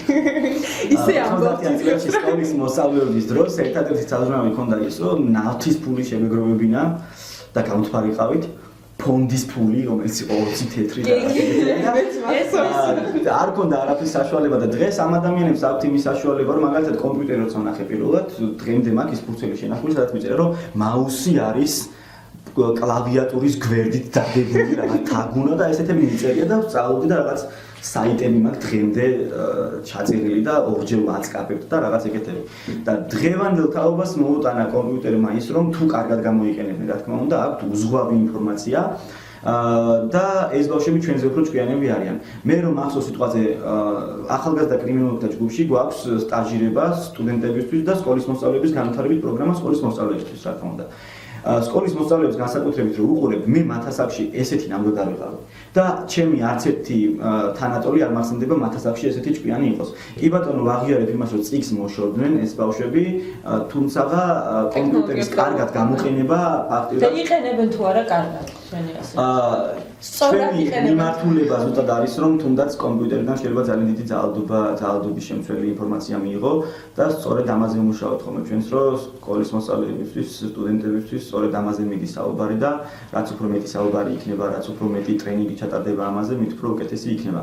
რომ ისწავლონ ბავშვებმა სწორად გამოყენება ამ ყველაფერს. ძალიან ბევრი იყენებს სწორად. და კიდევ ერთი რამ. აი იცი რა არის, ბოდიში შეგაწყვეტინა. რაც არ უნდა მე ტრეინინგი ჩამიტარო, ან მე პირადად ვამბობ ხო? თქვათ ვარ სკოლის მოსწავლე, რომელსაც ამ მასწავლებელთან დადის ისეს და სულ არ მაქვს თავი ტრეინინგზე მოსulis რა, აი მართლა და სიმართლე გითხრათ, დიდად არ მიყვარს ტრეინინგები. ხო, როდესაც მე მაქვს ჩაბეჭდილი რომ ეს რასაც მინდა იმას ვნახავ, როგორც მინდა ისე გამოვიყენებ იმას და არ მაქვს ინტერესი რაღაცა სფეროს მიმართ, რაც არ უნდა შენ მეძახო ტრეინინგზე რომ უნდა სწორად გამოიყენო, მაინც არ გამოვიყენებ რამე იმას, ხო? კი ბატონო, მივდივართ და გვერდს ვერაუვლით ჰირშის კონტროლის თეორიას. ჰირშის კონტროლის თეორია გულისხმობს იმას, რომ ნორმებსა და ადამიანებს შორის ადამიანურ თვითონ შორის დამოკიდებულებაზე შექმნა ჰირშმა ჩაატარა ექსპერიმენტი და მე ამას დაყრდნობით შექმნა 5 კომპონენტი. ერთ-ერთი კომპონენტი არის დროის კომპონენტი და მეორე კომპონენტი არის რაციონალური კომპონენტი. ეს ემოციონალური კომპონენტი უბრალოდ. ემოციონალური კომპონენტი გეუბნება რას, რომ მშობლები ამ შემთხვევაში არის კონტროლის მექანიზმი, რომ მშობლების მიერ შვილის კონტროლი ნიშნავს იმას, რომ ის დევიაციურ ქმედებას უფრო ნაკლებად ჩაიდენს. თუ მშობლების მიერ კონტროლი არ ხდება საკუთარი შვილის, ოღონდ თქონდა ეს იმას არ გულისხმობს, რომ იმდენად უნდა შეუზღუდო თავისუფლება შვილს, რომ სოციალური უნარები დააკარგინო. რა თქმა უნდა, ამას არ ვიძახი, თუმცა გარკვეული კონტროლი მშობლებისგან არის საჭირო. ამას გარდა არის დროის განაწილება საჭირო, დროის კომპონენტი, ან დროის მენეჯმენტი. ძირითადად დევიაციურ ქმედებას ჩადენის ბავშვები, ვისაც უზღვავი დრო აქვს და არ იციან რა უნდა აკეთონ, მაგრამ თუ ბავშვის დრო იქნება დაგეგმილი, სიტყვაზე დილით მიდის სკოლაში, მერე მიდის ცულვაზე, მერე მიდის მასწავლებელთან. დატვირთულში არც იმას არ ვიძახი, რომ ბავშვი გონებრივად გადააწვა ისე რომ ზოგი ესეც იქცევა, რომ აი თელი დღის განმავლობაში არ აქვს და მე უკვე კიდაც უნდა ქონდეს სიტყვაზე დასვენების დრო, მაგრამ ეს ძირითადად ეს სამუშაო დღეები უნდა ქონდეს ბავშვს დატვირთული იმდენად, რომ იმუშაოს ვიძახი საკუთარ თავზე, სწავლა-განათლებაზე, სკოლაში იაროს, მასწავლებელთან იაროს, სიტყვაზე გამაჯანსაღებელ რაღაც სპორტზე იაროს და ასე შემდეგ, ბოლოს გაკვეთილები მომზადოს.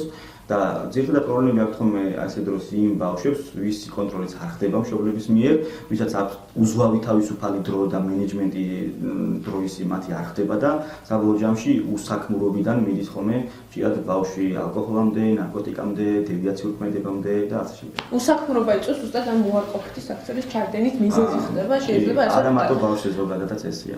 თემა მინდა ამ თემას რა ვიხებთ, მინდა ვნიშნო კომპიუტერული თამაშები, რომელიც ძალადობისკენ მოუწოდებს და ამაში აქტიურად არიან ჩართულები, რაც შემდეგ უკვე ნეგატივისტებად აყალიბებს ბავშვებს. ამაზე არსებობს 4 მოთხოვნილებად რო ექცევათ. ძირითადად არის 4 თეორია, რამდენიმე თეორია იძახის იმას, რომ არ ხდება ეგეთი რაღაც და პირიქით, მაგალითად კათარზისის თეორია გვეუბნება, რომ თუ ადამიანი უყურებს ძალადობრივ სიუჟეტებს ან თამაშობს ძალადობის შემცველ თამაშებს, ფანტაზიის დონეზე აგრესორთან ახდენს საკუთარი თავის გაიგივებას და ფანტაზიის დონეზე კლავს საკუთარ აგრესიას მის მიერ ჩადენილ აგრესიაში.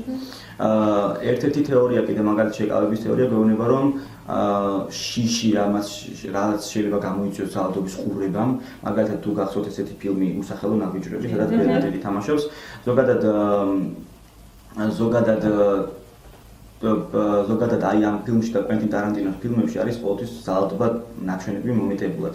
მაგალითად თუ გახსოვთ როგორ სვასტიკას როგორ ჭრიან ადამიანის ხელს და როგორ ჩანს იქ ნათლად რომ აჭრიან კანს, სისხლის დის და ეს არის შესახედად ამაზრზენი.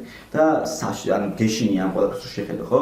ამ შემთხვევაში ეს თეორია გეუბნება რომ აი ეს სიტუაციებში როცა შენ ზიზღის გამო ან შიშის გამო არ უყურებ ესეც და არ მოგწონს ეგეთი რამ, შეიძლება შენთვის იყოს შემაკავებელი ეს ყველაფერი. არის კიდე თეორია, რომელიც გვეუბნება, რომ ეჩვევა ადამიანი, მიჩვევის თეორია, ეჩვევა ადამიანი და ამაზე რეაქცია აღარ აქვს და ყველაზე პოპულარული თეორია მაინც არის სტიმულირების თეორია, რომელიც გულისხმობს იმას, რომ ხდება სტიმულირება განსაკუთრებით მოზარდი თაობის ძალადობისადმი და ეს იწვევს მათში პრობლემებს. ამაზე ექსპერიმენტებიც არის ბევრი ჩატარებული, მაგალითად ბანდურას ექსპერიმენტი, რომელიც ჩატარა სათამაშო ბობოზე. როცა ბავშვები დაყო რამდენიმე ჯგუფად, სამი ბავშვების სამ ჯგუფს აჩვენა ძალადობა ჩვეულებრივად, ანუ სათამაშო ბობოს ურტყავდა მამაკაცი რეალურ ცხოვრებაში. მეორეს აჩვენა ფილმის სახით, მესამეს აჩვენა მულტიპლიკაციის სახით და მეოთხე საკონტროლო ჯგუფს ეგეთ რაღაც არ უნახავს. ბავშვები რომელსაც ეს ძალადობრივი სიუჟეტი ნახეს, როცა ოთახში შეიყვანეს, სადაც სათამაშო ბობო იყო, გამოართეს ეს სათამაშო ბობო და ზუსტად ისე ურტყეს ჩაქუჩი, როგორაც იქცეოდა მამაკაცი. ანუ გაიმეორეს, ამ სტიმულირება ხდება ამ შემთხვევაში. და ნუ რა თქმა უნდა დაძაბულობას, გარკვეულ დაძაბულობას და სტიმულირებას ეს ყველაფერი იწვევს, მაგრამ ყველა ადამიანი მაინც არის ინდივიდუალური. ამიტომ ძალიან დიდი მნიშვნელობა აქვს იმას, რომ მშობელმა მიაქციოს ყურადღება საკუთარ შვილს და კარგი იქნება თუ ასაკის მიხედვით გაანაწილებს საკუთარი შვილის ურთიერთობას კომპიუტერთან და მენეჯმენტს გაუწევს ამ ყველაფერს. თუმცა არის შემთხვევა, მე ისევ ჩაგეძები, საერთოდ რაღაცებზე ცოტა სხვანაირი დამოკიდებულება მქონე. არის შემთხვევა, როდესაც ამბობენ ხოლმე, რომ თუნდაც ფილმები, თამაშები და ასე შემდეგ ეს ძალადობრივი მოქმედებსო ადამიანებზე და ანუ ფსიქოლოგიას უნითაროს ცოტა სხვანაირად. მეორე, როგორც შენ არ ვიცი, ანუ მე ეს არ ვიცოდი როგორ იყოფა და თუმცა აი მე ჩემ მაგალითზე ისევ ჩემ მაგალითს მოვიყვან, მე ძალიან მიყვარს ჰორორის ტიპის თუნდაც ფილმები, წიგნების კითხვა და ასე შემდეგ. მაგრამ არანაირ განწყობას, არანაირ ემოციას არ მოაქვს ისეთი, უბრალოდ მიყვარს ის, რომ აი წარმოსახვით იმას კი არ წარმოვიდგენ, რომ უი და აი მოკლა დაახრჩო და რაღაც. ანუ სულ სხვანაირად ვქმნი. აი ეს შემთხვევა როგორ არის? იმიტომ რომ მე ჩემზე არ მოქმედებს. ყველა ადამიანი არის ინდივიდუალური, ეს ერთი რამ, თან მეორე, მეც მქონია შემთხვევა, როდესაც ვარ ძალიან ცუდ ხასიათზე.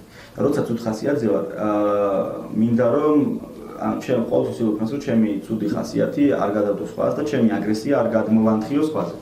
ამიტომ აკეთებ ხოლმე ესეთ რამეს, თამაშობ ამ ფეხბურთს, იმიტომ რომ ფეხბურთში მოითხოვს გარკვეულ თამაში გარკვეულ აგრესიას, რომელსაც ბურთი წაართვა და გამართლებული აგრესია.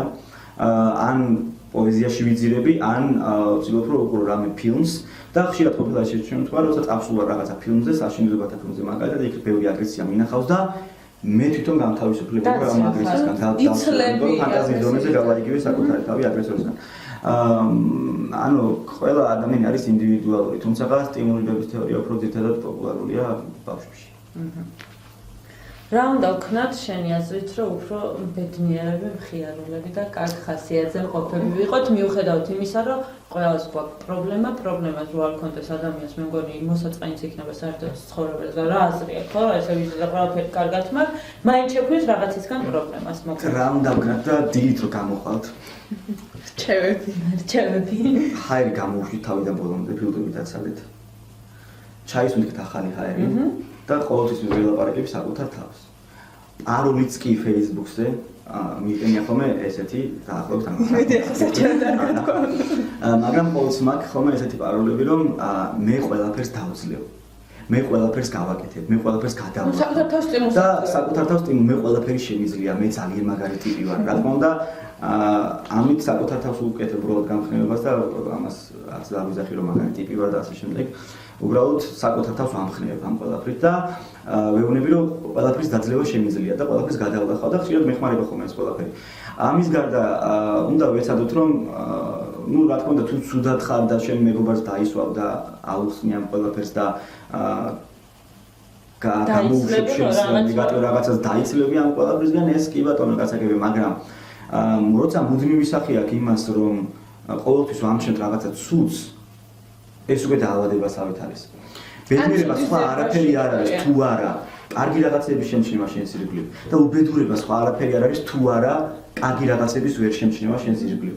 აქედან გამომდინარე ბედნიერება არის ჩვენს გვერდით ხახნო ხა ყოველთვის შეიძლება შენზე ცუდად იყოს ვიღაც და ყოველთვის შეიძლება შენზე ვერასოდეს ვერ იქნები უბედური თუ გაიაზრებ იმას რომ ძალიან ბევრი ადამიანი შეიძლება შენზე უფრო უარესად იყოს და ძალიან ბევრი ადამიანს ისენატრება რომ გაიაროს უბრალოდ.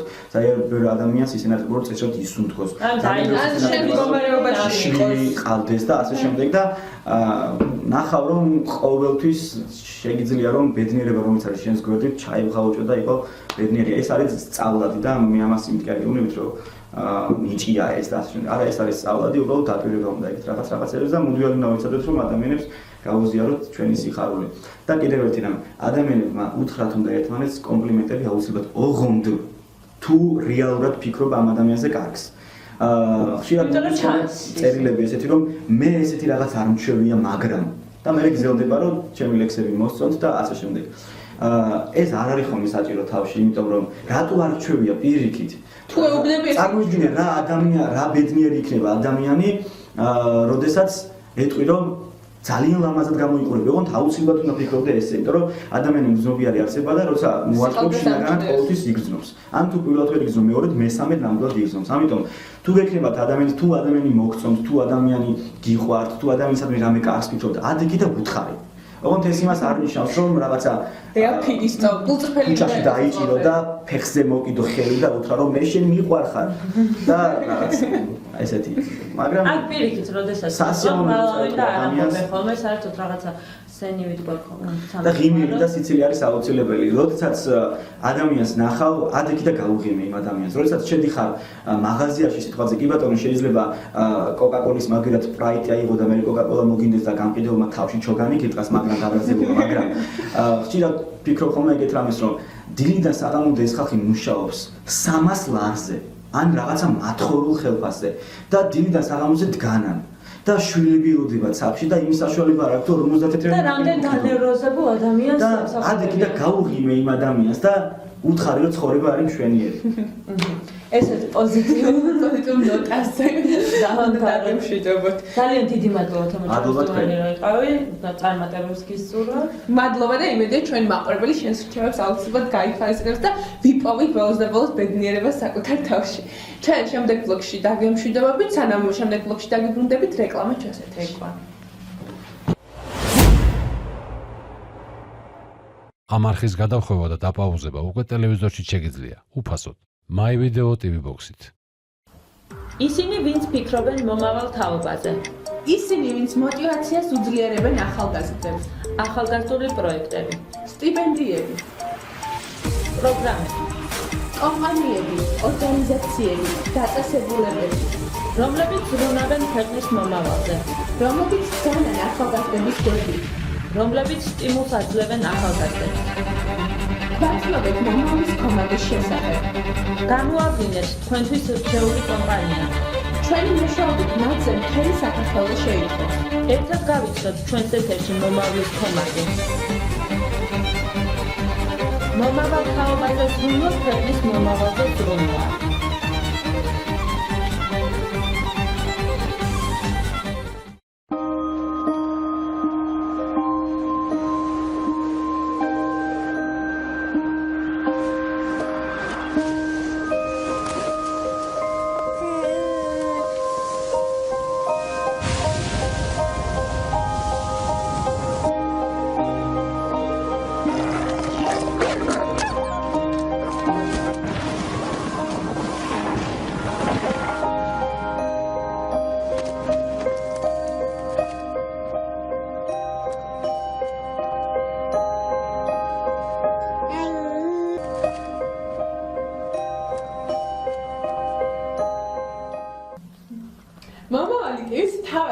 სწორედ ახალგაზრდების მხარდაჭერა წარმოადგენს. ჩვენ მაქსიმალურად ვცდილობთ ჩვენი გადაცემებით, ჩვენი პროექტებით ხარი დავუჭიროთ ახალგაზრდებს და აქვე დავამატებ იმას, რომ ჩვენი გვაქვს გადაცემები, რომლებიც უშუალოდ მოიცავს ახალგაზრდების ნიჭის რეალიზაციას და ჩვენი წამყვანი ძველი აქტიურად არის ჩართული ამ ყველაფერში. ამასთან ერთად მომავალი ტიუმმა დაიწყო აქტიურად მუშაობა იმ კომპანიებზე და ორგანიზაციებზე, რომლებიც ახალგაზრდებს გვერდში უდგნენ და დაიწყეს პროექტი სახელწოდებით მომავლის კომაგი. მომავლის კომაგი. მოდი, საინტერესო ჟღერს საინტერესო ჟღერს და პრეზენტებს და მაინტერესებს რას ნიშნავს ეს მომავლის კომაგი და მოდი ცლად მიხარი ამ სიამოვნებით გაგაცნობ როგორც შენ ასევე ჩვენს მაყურებელს რას ნიშნავს მომავლის კომაგი დამთავრებით იმაში რომ სახელი საკმაოდ საინტერესო ჟღერს და უფრო საინტერესო არის შინაარსი თუ რას გულისხმობს ეს ყველაფერი. რეალურად ჩვენს რუსეთში არიან კომპანიები, ორგანიზაციები და დაწესებულებები, რომლებიც ახალგაზრდებს უდგნენ გვერდში და ძალიან ბევრ კარგ საქმეს აკეთებენ. თუნდაც სტიპენდიების სახით, თუნდაც სხვადასხვა დასაქმების პროგრამები და ასე შემდეგ. ანუ გვერდში უდგნენ და მაქსიმალურად ცდილობენ, რომ ახალგაზრდების რეალიზაციას, ნიჭის რეალიზაციას და ასევე სხვა სახით გაუმართონ ხელი და ქველმოქმედებასაც ეწევიან ამ კუთხით. ეს არის ყველაზე დიდი ქველმოქმედება და ყველაზე დიდი ინვესტიცია, როდესაც ეხმარები ახალგაზრდას, ამით ქმნიან უკეთეს მომავალს. მე ასე მგონია ყოველ შემთხვევაში. ძალიან ბევრი შემთხვევაც ვიცი, მინდა გითხრა, რომ არის კომპანიები და ასე შემდეგ, რომლებიც ეხმარებიან ნიჭი ერთაობას, რაღაცა რო აქვს გასაკეთებელი და რო ჯერათ ამას და ამიტომ მადლობასაც უხდით ხოლმე ყოველთვის და ეხლა უკვე საშუალო მასშტაბური იქნება ეს ყველაფერი და ვილი სხვათა შორის არიან კომპანიები, რომლებიც არ ჩანენ. შეიძლება ჩვენ ვიცით ვიწრო წრეში, რომ ჩვენს მეგობარს ან თუნდაც ჩვენი ძალიან ბევრი კომპანია, რომელიც არ ჩანს და ზოგი არის ისიც, რომ არც უნდა რომ გამოჩნდეს. და ეს ყველაფერი იყოს კაცის მიღმა, მაგრამ ასეთი კომპანიებისთვის მინდა გავაკეთოთ შემდეგი განცხადება, რომ თქვენი გამოჩენა აუცილებელია ჩვენ საზოგადოებაში, აუცილებელია ჩვენი მაყურებლებისთვის და აუცილებელია სხვა კომპანიების, ორგანიზაციების და დაწესებულებებისთვის, ზუსტად იმიტომ, რომ მათ ჰქონდეთ მეტი სტიმული და мотиваცია. აი, მარტივი მაგალითი. შენ ხარ ბილი, რომელსაც გაქვს კომპანია სახელწოდებით ბილი, მაგალითად, რომ აუხსნათ მაყურებელს აუხსნათ და აკეთებ ძალიან ბევრ კარგ საქმეს. მაგრამ არ გინდა გამოჩენა.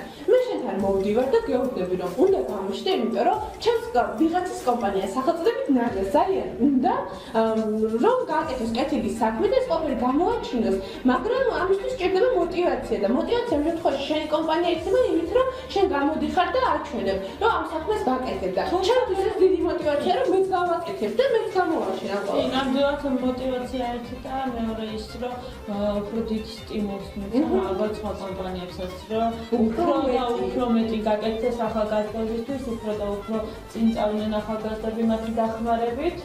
და რა ვიცი, ეს არის ყველაზე აუცილებელი, ახალგაზრდას გვერდში დგომა უნდა და ჩვენ წვივის შევიდნენ თამაში. ჩვენ ვიქნებით ერთგვარი შუამაღალი კომპანიებსა და ახალგაზრდებს მაყურებელს შორის.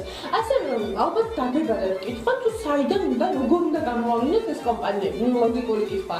გისმენთ მაყურებელი და აინტერესებს მაყურებელს, რა სახით შეიძლება ამ კომპანიებს გავაკითხარი და ნუ მოკლედ ძალიან მარტივად ჩვენს მაყურებელს აქვს საშუალება ჩვენს გვერდზე momavali.tv.com როგორ მიგვარდეთ საქმე. მე ძალიან მიყვარდა ხშირი სტუმარი ვარ და იმედი მაქვს რომ თქვენ აქტიურად გადავლით თვალყოს გვესტუმროს და მოგწეროს აი ესე მარტივად კომპანია რომელიც დაკავებული არის ახალგაზრდების მხარდაჭერით გაგიგია ან პრაქტიკულად ჩვენ გადავხდენია რაიმე ისტორია რატომაც არა გვეხმარება და ნუ გავაგებინებთ ამის შესახებ ინტერესის სფერო რაც არის შესაბამისად არის ახალგაზრდები და ახალგაზრდული საქმიანობა და რა სახით ეხმარება ახალგაზრდებს სტიპენდიებია პროგრამებია დასაქმების პროექტებია და ასე შემდეგ ჩვენ ამ ყველაფერს აუცილებლად განვიხილავთ აუცილებლად დავინტერესდებით და უკვე მომავლის კომაგში მასშტაბურად მთელი საქართველოს შეიტყოთ იმ კომპანიის ორგანიზაციისა და დაწესებულების სახელს რომელიც ზრუნავს მომავალზე რა თქმა უნდა, მომავალს და მომავალ თაობაზე და საერთოდ ახალგაზრდებზე და აინტერესებს ახალგაზრდები რაც თავარია.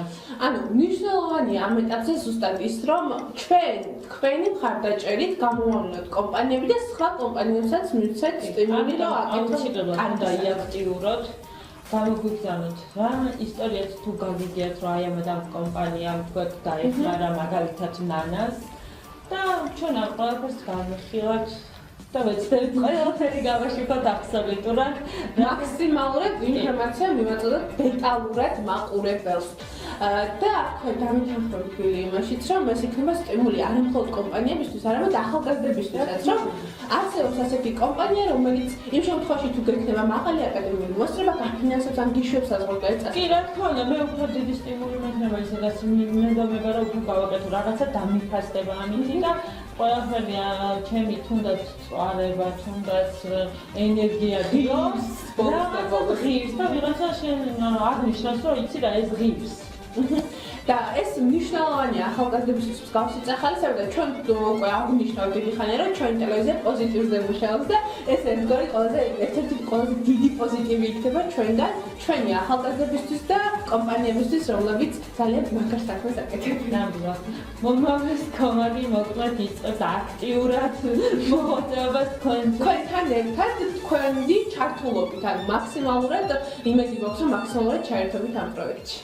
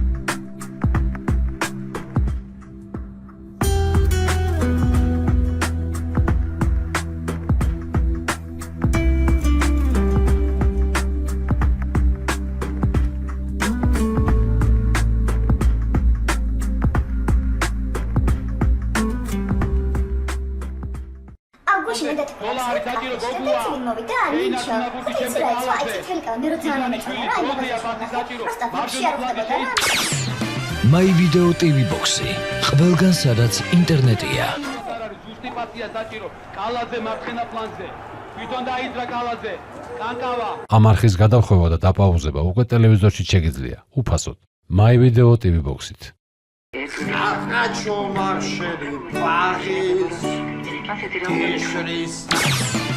My Video TV Box-ი ყველგან სადაც ინტერნეტია.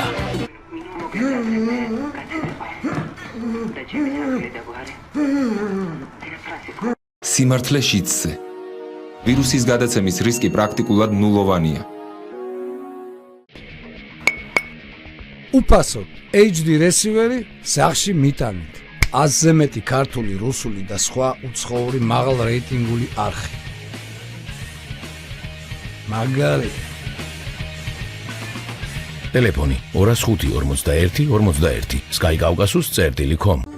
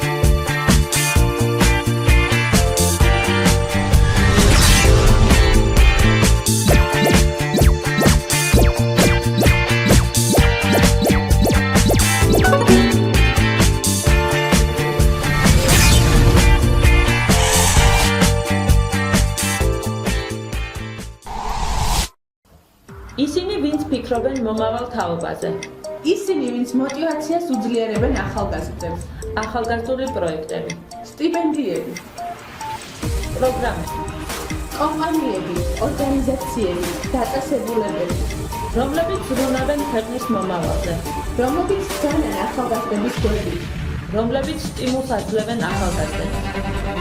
გვაცნობთ მომავლის კომანდის შესახებ.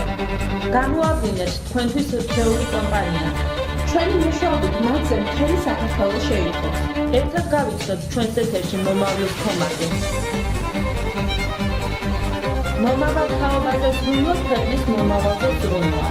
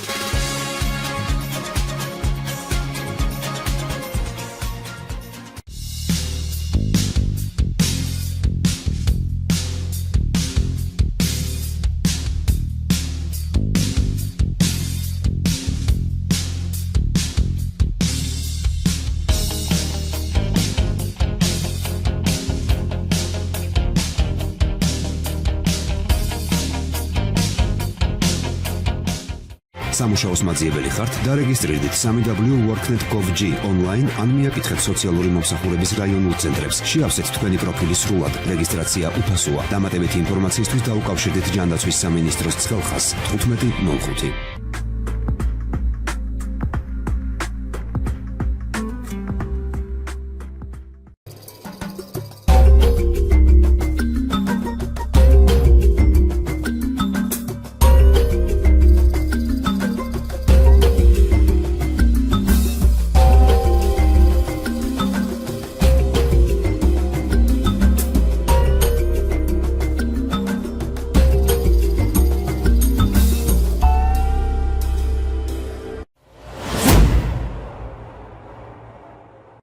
ჩვენ გავაცილეთ ჩვენი პოზიტიური და ძალიან საინტერესო სტუმარი, რომელმაც ძალიან კარგად ისაუბრა. კი, ნამდვილად თეორიებით საგუხსნა როგორღანაირად არის და რა გვჭირს საერთოდ მე მგონი ეს.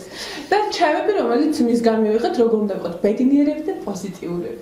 და იმედია ჩვენ მაყურებელი გაითვალისწინეს ამ ყველაფერს. ბილი, ახლა შეეხება ჩვენს სივრცეში ექსტრემალურ დროს უახლოვდებით ადრენალინს, ჩემს საყვარელ და დარწმუნებულ მაყურებლისთვისაც საყვარელ რუბრიკას და რა თემებს გააშუქებ დღეს.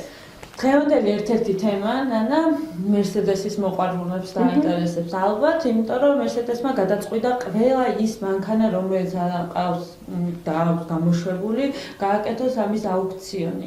ძალიან საინტერესო იქნება გამოფენა, რომელშიც შეეძლებათ რომ იყიდონ, მივიდნენ და მოკლედ გაუმართლოთ ვინც იქ მოხდება. ვისაც აქვს იმის საშუალება რომ ეს ყველაფერი შეიძინოს. ნუ მოკლედ დიდი ინტერესით ველოდებით ბილის, ადრენალინია ჩვენს სივრცეში, ხოლო ადრენალინის შემდეგ ისევ დაგიბრუნდებით.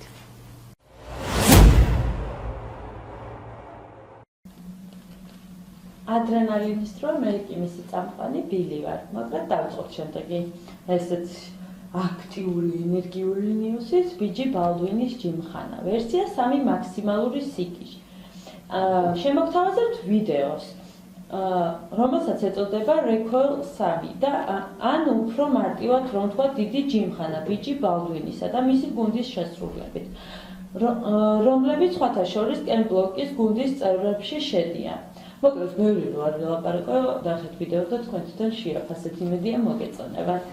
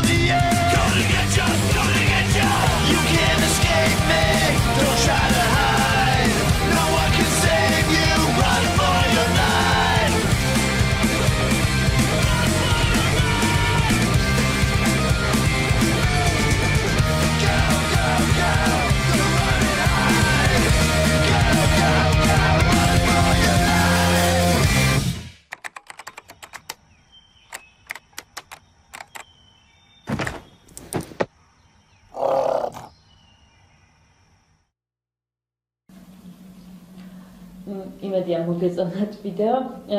ახლა შემდეგი ნიუსი Mercedes-Benz-ის მუზეუმმა ექსპერიმენტის გაყიდვა დაიწყო. შტუტგარტში არსებულმა Mercedes-Benz-ის მუზეუმმა დაანონსა საკმაოდ საინტერესო პროგრამა All This Story, რომელიც ფარგლებში დაიწყება ექსპერიმენტის პირდაპირი გაყიდვები, ანუ ყოველგვარი შუამავლობის გარეშე. ესე იგი, რომ შეგვიძლია მივიდეთ და ვიყიდოთ და საინტერესოა, რომელი ვერსიები იქნება. აქედან ერთ-ერთი შედის Premium Edition, Collection Edition და Drive Edition. პირველ კლასში, რომელიც ხვდება და აუცილებლად შევგთავაზებთ ვიდეოს, სადაც უკვე წარმოდგენილი იქნება, რომელი ავტომობილები იქნება. მე კი ვიდეო შემდეგ დაგიბრუნდებით.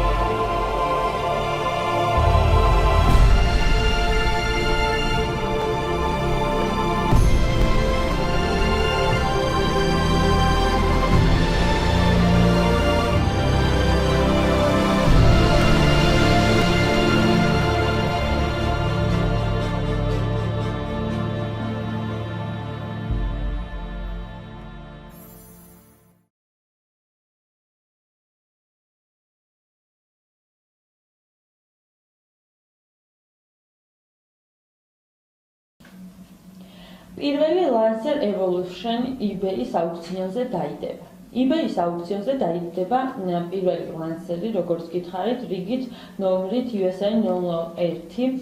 ვაჭრობა დამთავრდება შემდეგი თვის, ანუ წლის ბოლომდე იქნება ამაზე ვაჭრობა, ანუ შეგვიძლია ნებისმიერ თუნდაც საქართველოს შევიდნენ USA 001 მოძებნონ და აუქციონზე იყიდონ იქნებ გაგიმართლოთ სპორტული ავტომობილის ბოლო ვერსია შეზღუდული ტირაჟით. სულ რაღაც 1600 სალია გამოშვებული ეგზემპლარი და სერიდან აწყობილი იქნება GSR კომპლექციაზე და ალბათ იცით, რომ თვითონ Lancer ძალიან საინტერესო სპორტულ მანქანებზე აქვს აქცენტი გაკეთებული და მოკლედ წარმატებას გისურვებთ, იქნებ თქვენც გაგიმართლოთ და იყიდოთ ეს მანქანა eBay-ზე. მე კი მომავალ შეხვედრამდე გეშვიდობებით და რა თქმა უნდა გიტოვებთ ვიდეო ბოლოს.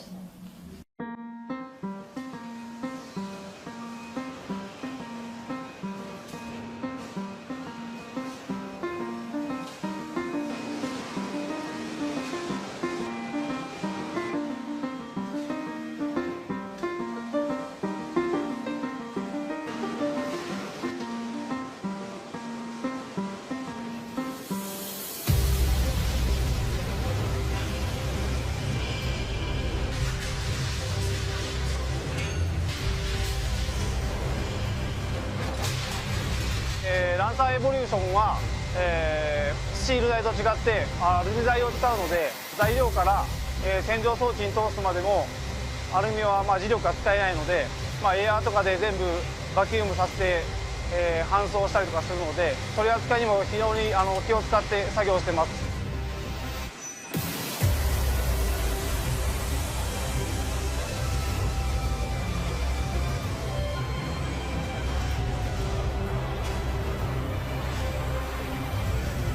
エモならではと言いますと、ラリー系でもありますんで他の車と比べて、溶接の強度を上げるために打点ピッチそれから打点溶接の点数を増やしております。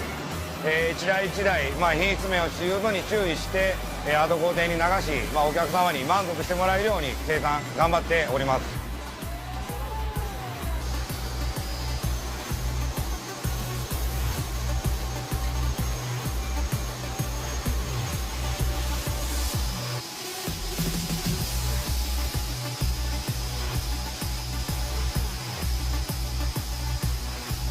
ぱりコアなファン層の方に人気のある車、こういったところから、仕上がりであったりとか、特にそのフォルムを崩さないような、色付け、こういったところに特に注意して作業の方をしています。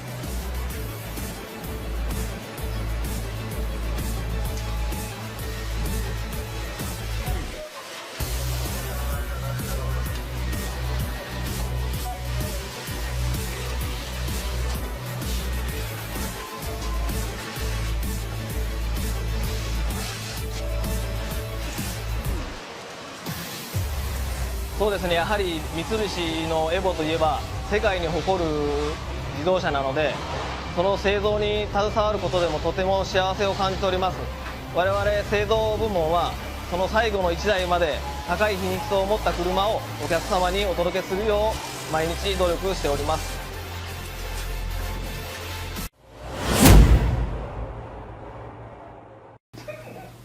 როგორც ყოველთვის ბილი ძალიან საინტერესო იყო ადრენალინი და ახლა ის დროა რომ უკვე გადავინოცოთ ქეთი 5-7. ეს უკვე ჩემი საყვარელი რუბრიკა და გაგვეცანიან რა წარგვიდგენთ დღეს ქეთი. ქეთის ძალიან საინტერესო თემა აქვს ჰაკერები.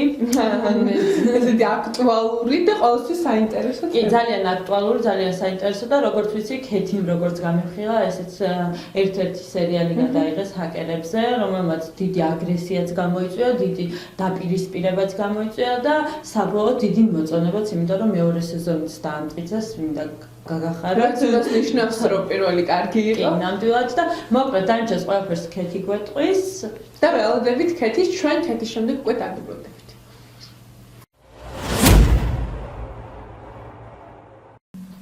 მოგესალმებით, დღევანდელი კალეიდოსკოპი ჰაკერებს დაეთმობა. ჰაკერები ოდითგანვე ინტელექტუალურად განვითარებული და იდუმალებით მოცული კიბერკრიმინალი ადამიანები არიან, რომლებიც ყველა ჩვენგანს ძალიან გვაინტერესებს. ჰაკერები კომპიუტერული პროგრამისტების განსაკუთრებული ჯგუფია. პირველად ტერმინი ჰაკერი 1960-იან წლებში გაჩნდა და ამის შემდეგ მას მრავალი მნიშვნელობა გაუჩნდა. ჰაკერი აუცილებლად სულ ცოტა ორ პროგრამირების ენას უნდა ფლობდეს, ერკვევდეს ქსელში და იყენებდეს ძლიერ ოპერაციულ სისტემებს. არსებობს მოსაზრება, რომ ჰაკერი ყველაფრის მცოდნეს ნიშნავს. რაც შეეხება ეთიკას, ჰაკერთა სფეროში მიღებულია ჰაკერების დროის დაფასება. ისინი უზიარებენ ერთმანეთს საკუთარ გამოცდილებას და ქმნიან ღია კოდის მქონე პროგრამებს. ეს მათი მოვალეობაცაა. ისინი იყოფიან რამდენიმე ჯგუფად: შავი, თეთრი, ნაცრისფერი და ლურჯი ჰაკერები. შავი ჰაკერი არის ჰაკერი, რომელიც ამარცხებს კომპიუტერულ უსაფრთხოებას. ადამიანი, რომელიც იყენებს ტექნოლოგიებს, კომპიუტერსა და ინტერნეტს ვანდალიზმის, ტერორიზმის, ნგრევის, თაღლითობის, ქურდობისა და სხვა კრიმინალური ქმედებისთვის. ეს შეიძლება გამოიხატოს დაშორებულ კომპიუტერებთან წვდომით, მათი ზომბირებით, დაცული ინფორმაციის მოპარვით, აგრეთვე პროგრამების გატეხვით. იგი მთელს ჰაკერულ წრეში ყველაზე ინტელექტუალურ ადამიანად ითვლება სხვა ჰაკერული წარმომადგენლებისგან განსხვავებით. Black Hat ჰაკერები აგრეთვე იყოფიან სამ ნაწილად. პირველი ეს არის ნიჭიერი, მცოდნე, საკმაოდ ინტელექტუალი პიროვნება, რომელიც თვითონ წერს პროგრამებს და ამათონ სკრიპტებს. მეორე გახლავთ ჰაკერი, რომელიც არაა ექსპერტი კომპიუტერულ უსაფრთხოებაში. იგი სისტემაში აღწევს პროგებისა თუ სხვა ჰაკერული იარაღების დახმარებით, რომელიც დაწერილია სხვების მიერ. მესამე კი არის ჰაკერი, რომელიც მცოდნე და ამავდროულად ძალიან ამბიციურია. იგი თავის ცოდნას იყენებს, რათა ხალხს გამოუცხადოს ესა თუ ის პოლიტიკური შეტყობინება. ვებ ვანდალიზმი მათთვის ყველაზე საინტერესო და საჭირო დარგია, თუმცა არა აუცილებელი. თეთრი ჰაკერი, ანუ white hat არის ეთიკური ჰაკერი, რომელიც ტრახავს კომპიუტერულ უსაფრთხოებას, ოღონდ არა ზიანის მომტანი მიზეზების ან მიზნებისთვის. მათ ჩვეულებრივ აქვთ განსაზღვრული ეთიკის კოდი. ისინი მუშაობენ მფლობელებისთვის, რათა გააუმჯობესონ ან აღმოაჩინონ უსაფრთხოების სისუსტეები მათ მიერ წარმოებულ პროდუქტებში. წარმოებლისთვის, რომლებიც აქტიურები არიან კომპიუტერულ თუ ნეტ ბაზარზე, white hat ჰაკერები ბიზნესისა და წარმატებული პროდუქციის საწინდარია. ისინი black hat-ებისაგან განსხვავებით კმაყოფილდებიან იმით, რასაც ბედი აძლევთ. white hat-ები გვხვდებიან როგორც ვებ უსაფრთხოების საკითხებში, ასევე პროგრამულ უსაფრთხოებებშიც. შემდეგია ნაცრისფერი ჰაკერი. ამ დარგის წარმომადგენლები ორაზროვანი არიან. ისინი დგანან ლეგალურობისა და არალეგალურობის საზღვარზე. უმეტეს შემთხვევაში გულახდილად აღიარებენ თავიანთ ნამოქმედებს. მათ სინამდვილეში მშვიდი ცხოვრება სურთ. ისინი უფრო შემბრალებლები არიან, ვიდრე black hat-ები, მაგრამ არც ისეთი პატიოსნები, როგორც white hat ჰაკერები. ლეგალური პიროვნებისთვის ისინი ყველაზე მეტად სახიფათოები და გაუკონტროლებელნი არიან. კომპანიის უფროს სურჩევნია იცოდეს, რომ მისი პროგრამერი შავი ან თეთრი ჰაკერია, ვიდრე ეჩვეპარებოდეს იმაში, რომ იგი გრეი ჰეთის წარმომადგენელია. რაც შეეხება ლურჯ ჰაკერებს, Blue Hat-ი გახლავთ მრჩეველი კომპიუტერული უსაფრთხოების დარგში. იგი კონსულტანტის სახით არის წარმოდგენილი ჰაკერულ წრეში. არ ერება არც ერთ ჰაკერულ ქმედებაში, არ ტეხავს არაფერს და არც ფულს იღებს რაიმე პროგრამის გასაუმჯობესებლად. ასე ვთქვათ, სახალხო მთქმელის საბრძელი უჭირავს. ასევე არის მასწავლებელი. Microsoft-ი თავის ფართო ბიზნესში ხმარობს ამ ტერმინს და ხშირად აწყობს Blue Hat ინსტრუქტაჟებს, ბრიფინგებს თავისი კომპანიის განვითარებისთვის. დღეს წარმოგიდგენთ მცირე ისტორიებს მსოფლიოში განთქმული ჰაკერების ცხოვრებიდან. პირველი ფრენკ დერდენია. პირველი კომპიუტერი ფრენკ დერდენმა 16 წლის ასაკში მიიღო საჩუქრად ქრისტეშობის დღესასწაულზე. ახალი სათამაშოდან ბიჭის მოშორება შეუძლებელი იყო. მშობლები ვერ გაერკვნენ, რა ნახა ასეთი გასაოცარი მათმა ვაჟმა მთელს დროს რომ უთმობდა. რამდენიმე წლის შემდეგ ყოველივე ეს ფედერალურ აგენტთა ჯგუფისაგან შეიტყვეს, რომლებიც მათ სახლში შეიჭრნენ და მთელი კომპიუტერული მოწყობილობა თან წაიღეს. ამ დროისთვის ფრენკს 23 წელი შეუსრულდა. იგი შედიოდა ჰაკერთა უდიდეს დაჯგუფებაში. თავის ანგარიშზე ჰქონდა ასობით გატეხილი სისტემა მსოფლიოში. რაც შეეხება კევინ მიტნიკს, იგი შეიძლება დასახელდეს სიტყვა ჰაკერის სინონიმად. ამერიკის შეერთებული შტატების იუსტიციის სამინისტროში ის ჯერ კიდევ ითვლება ყველა დროის ყველაზე საშიშ კიბერდანაშაულად. მისი დანაშაულები უკმაყოფილია ფილმში Takedown. მიტნიკმა მოღვაწეობა დაიწყო ლოს-ანჯელესის სატრანსპორტო ბილეთების სისტემის გატეხვით, რათა უფასოდ ემგზავრა ავტობუსებით. შემდეგ სტივ ვოზნიაკის მსგავსად რეკავდა უფასოდ, რადგან გატეხა სატელეფონო სისტემა. პირველად მიტნიკი გაასამართლეს DEC-ის სისტემის გატეხვისა და პროგრამული უზრუნველყოფის მოპარვისთვის. ამის შემდეგ მიტნიკი მთელ შეერთებულ შტატებს მოედო. მისი სიტყვებით იგი ძურებოდა სატელეფონო ქსელებსა და ქვეყნის თავდაცვის სისტემაში. იპარავდა პირად ინფორმაციებს. მის ჰაკერულ კარიერას ბოლო მოეყო მაშინ, როდესაც მან გატეხა კომპიუტერების ექსპერტის და ამავდროულად ჰაკერის საშინაო მანქანა. ეს იყო ცუტომო შიმომურა. თითქმის 6 წლიანი პატიმრობის შემდეგ მიტნიკი გახდა მრჩეველი კომპიუტერული უსაფრთხოების სფეროში. ჯონათან ჯეიმსი 16 წლის იყო, როდესაც გახდა ცნობილი როგორც პირველი არასრულწლოვანი დაჭერილი ჰაკერებისთვის. მოგვიანებით მან თქვა, რომ უბრალოდ ერთობოდა, რადგან მოსწონდა რთული დავალებები. ჯეიმსი ტეხავდა სერიოზულ ორგანიზაციებს. მან გატეხა თავდაცვის სამინისტროს ბაზა, რის შედეგადაც მოიპოვა სახელები და კოდები. შეძლო პირადი ინფორმაციების დათვალიერება. ჯეიმსის ყველაზე დიდი მიღწევა იყო NASA-ს გატეხვა და პროგრამული უზრუნველყოფის მოპარვა, რომლის ფასი შეადგენდა 1.5 მილიონს.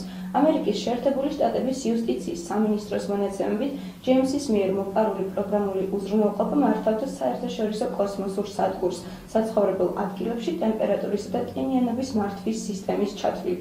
ეს სისტემის გატეხვის შემდეგ აუცილებელი გახდა მისი გამორთვა და შემოწმება, რაც $41,000 დაჯდა. დღესდღეობით ჯეიმსი გეგმავს კომპანიის გახსნას, რომელიც იზრუნებს კომპიუტერების უსაფრთხოებაზე. რობერტ მორისის მამა, რომელსაც აგრეთვე რობერტ მორისი ჰქვია, ოდესღაც მუშაობდა აშშ-ის ნაციონალური თავდაცვის სააგენტოში. რობერტ მორის უმცროსი არის რობერტის ჭიის შემქმნელი. ეს ვირუსი გახდა პირველი კომპიუტერული ჭია, რომელიც ვრცელდებოდა ინტერნეტით. მორისი იყო პირველი, ვინც დაადანაშაულეს კომპიუტერულ თაღლითობასა და უფლებების დარღვევაში. 1986 წელს მორისმა თავისი ჭია შექმნა კორნელის უნივერსიტეტში სწავლის დროს. მისი მტკიცებით მან ეს გააკეთა იმის გასაგებად, თუ რამდენად იყო გავრცელებული ინტერნეტი იმ დროს. ჭია კი გამრავლდა და გავრცელდა ინტერნეტში საშინელი სიჩქარით. იგი რთავდა კომპიუტერებს და ზოგს საერთოდ აფუჭებდა. ექსპერტები ამტკიცებენ, რომ ჭიამ გააფუჭა 6000-ზე მეტი კომპიუტერი. მორისს მიუსაჯეს 1 წლიანი გამოსაცდელი ბადა. 400 საათის საზოგადო სამუშაო და აგრეთვე დაავალეს $10,500 გადახდა. ახლა მორისი არის პროფესორი მასაჩუსეტის ტექნოლოგიურ ინსტიტუტში და მუშაობს კომპიუტერული მეცნიერებისა და ხელოვნური ინტელექტის ლაბორატორიაში. ახლა კი ხულიო ცეზარ არტიტა, ყალბის სტუდენტი ჰარვარდიდან.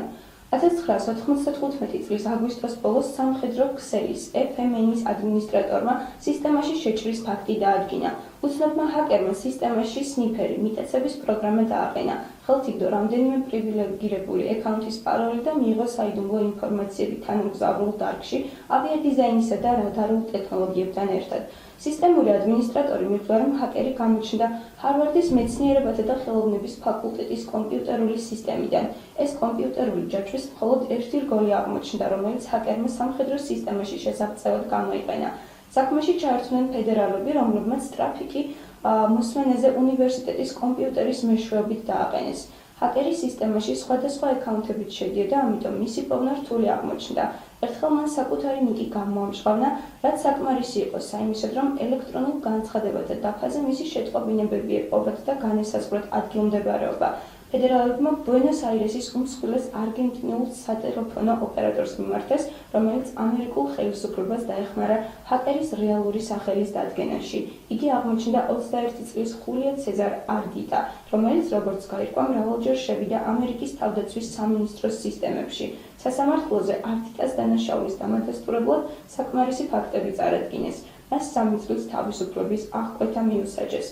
დღეისათვის სულ ეს იყო, ახლა კი გთავაზობთ 2015 წლის ყველაზე გახმაურებული ჰაკერული სერიალის Mr. Robot-ის უმშვენიერეს საუნდტრეკს. Elliot, what's wrong? Nothing.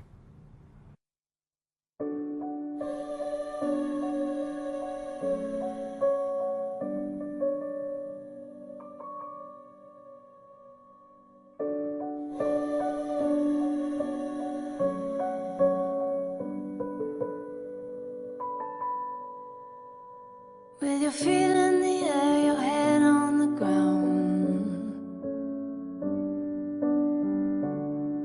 Try this trick and spin it, yeah.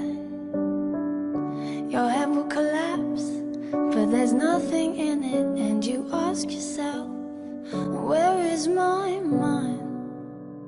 Where is my mind? Where is my mind? I was swimming in the Caribbean. Animals hiding behind the rocks, yeah. Except the little fish, but they told me swears, trying to talk to me coy, coy. Where is my mind? Where is my mind? Where is my mind?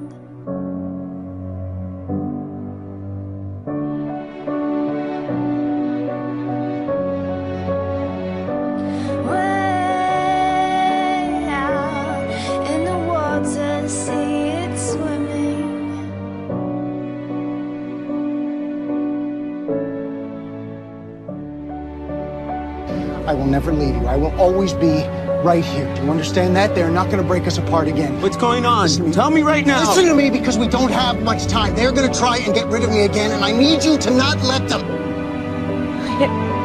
Who are you talking to?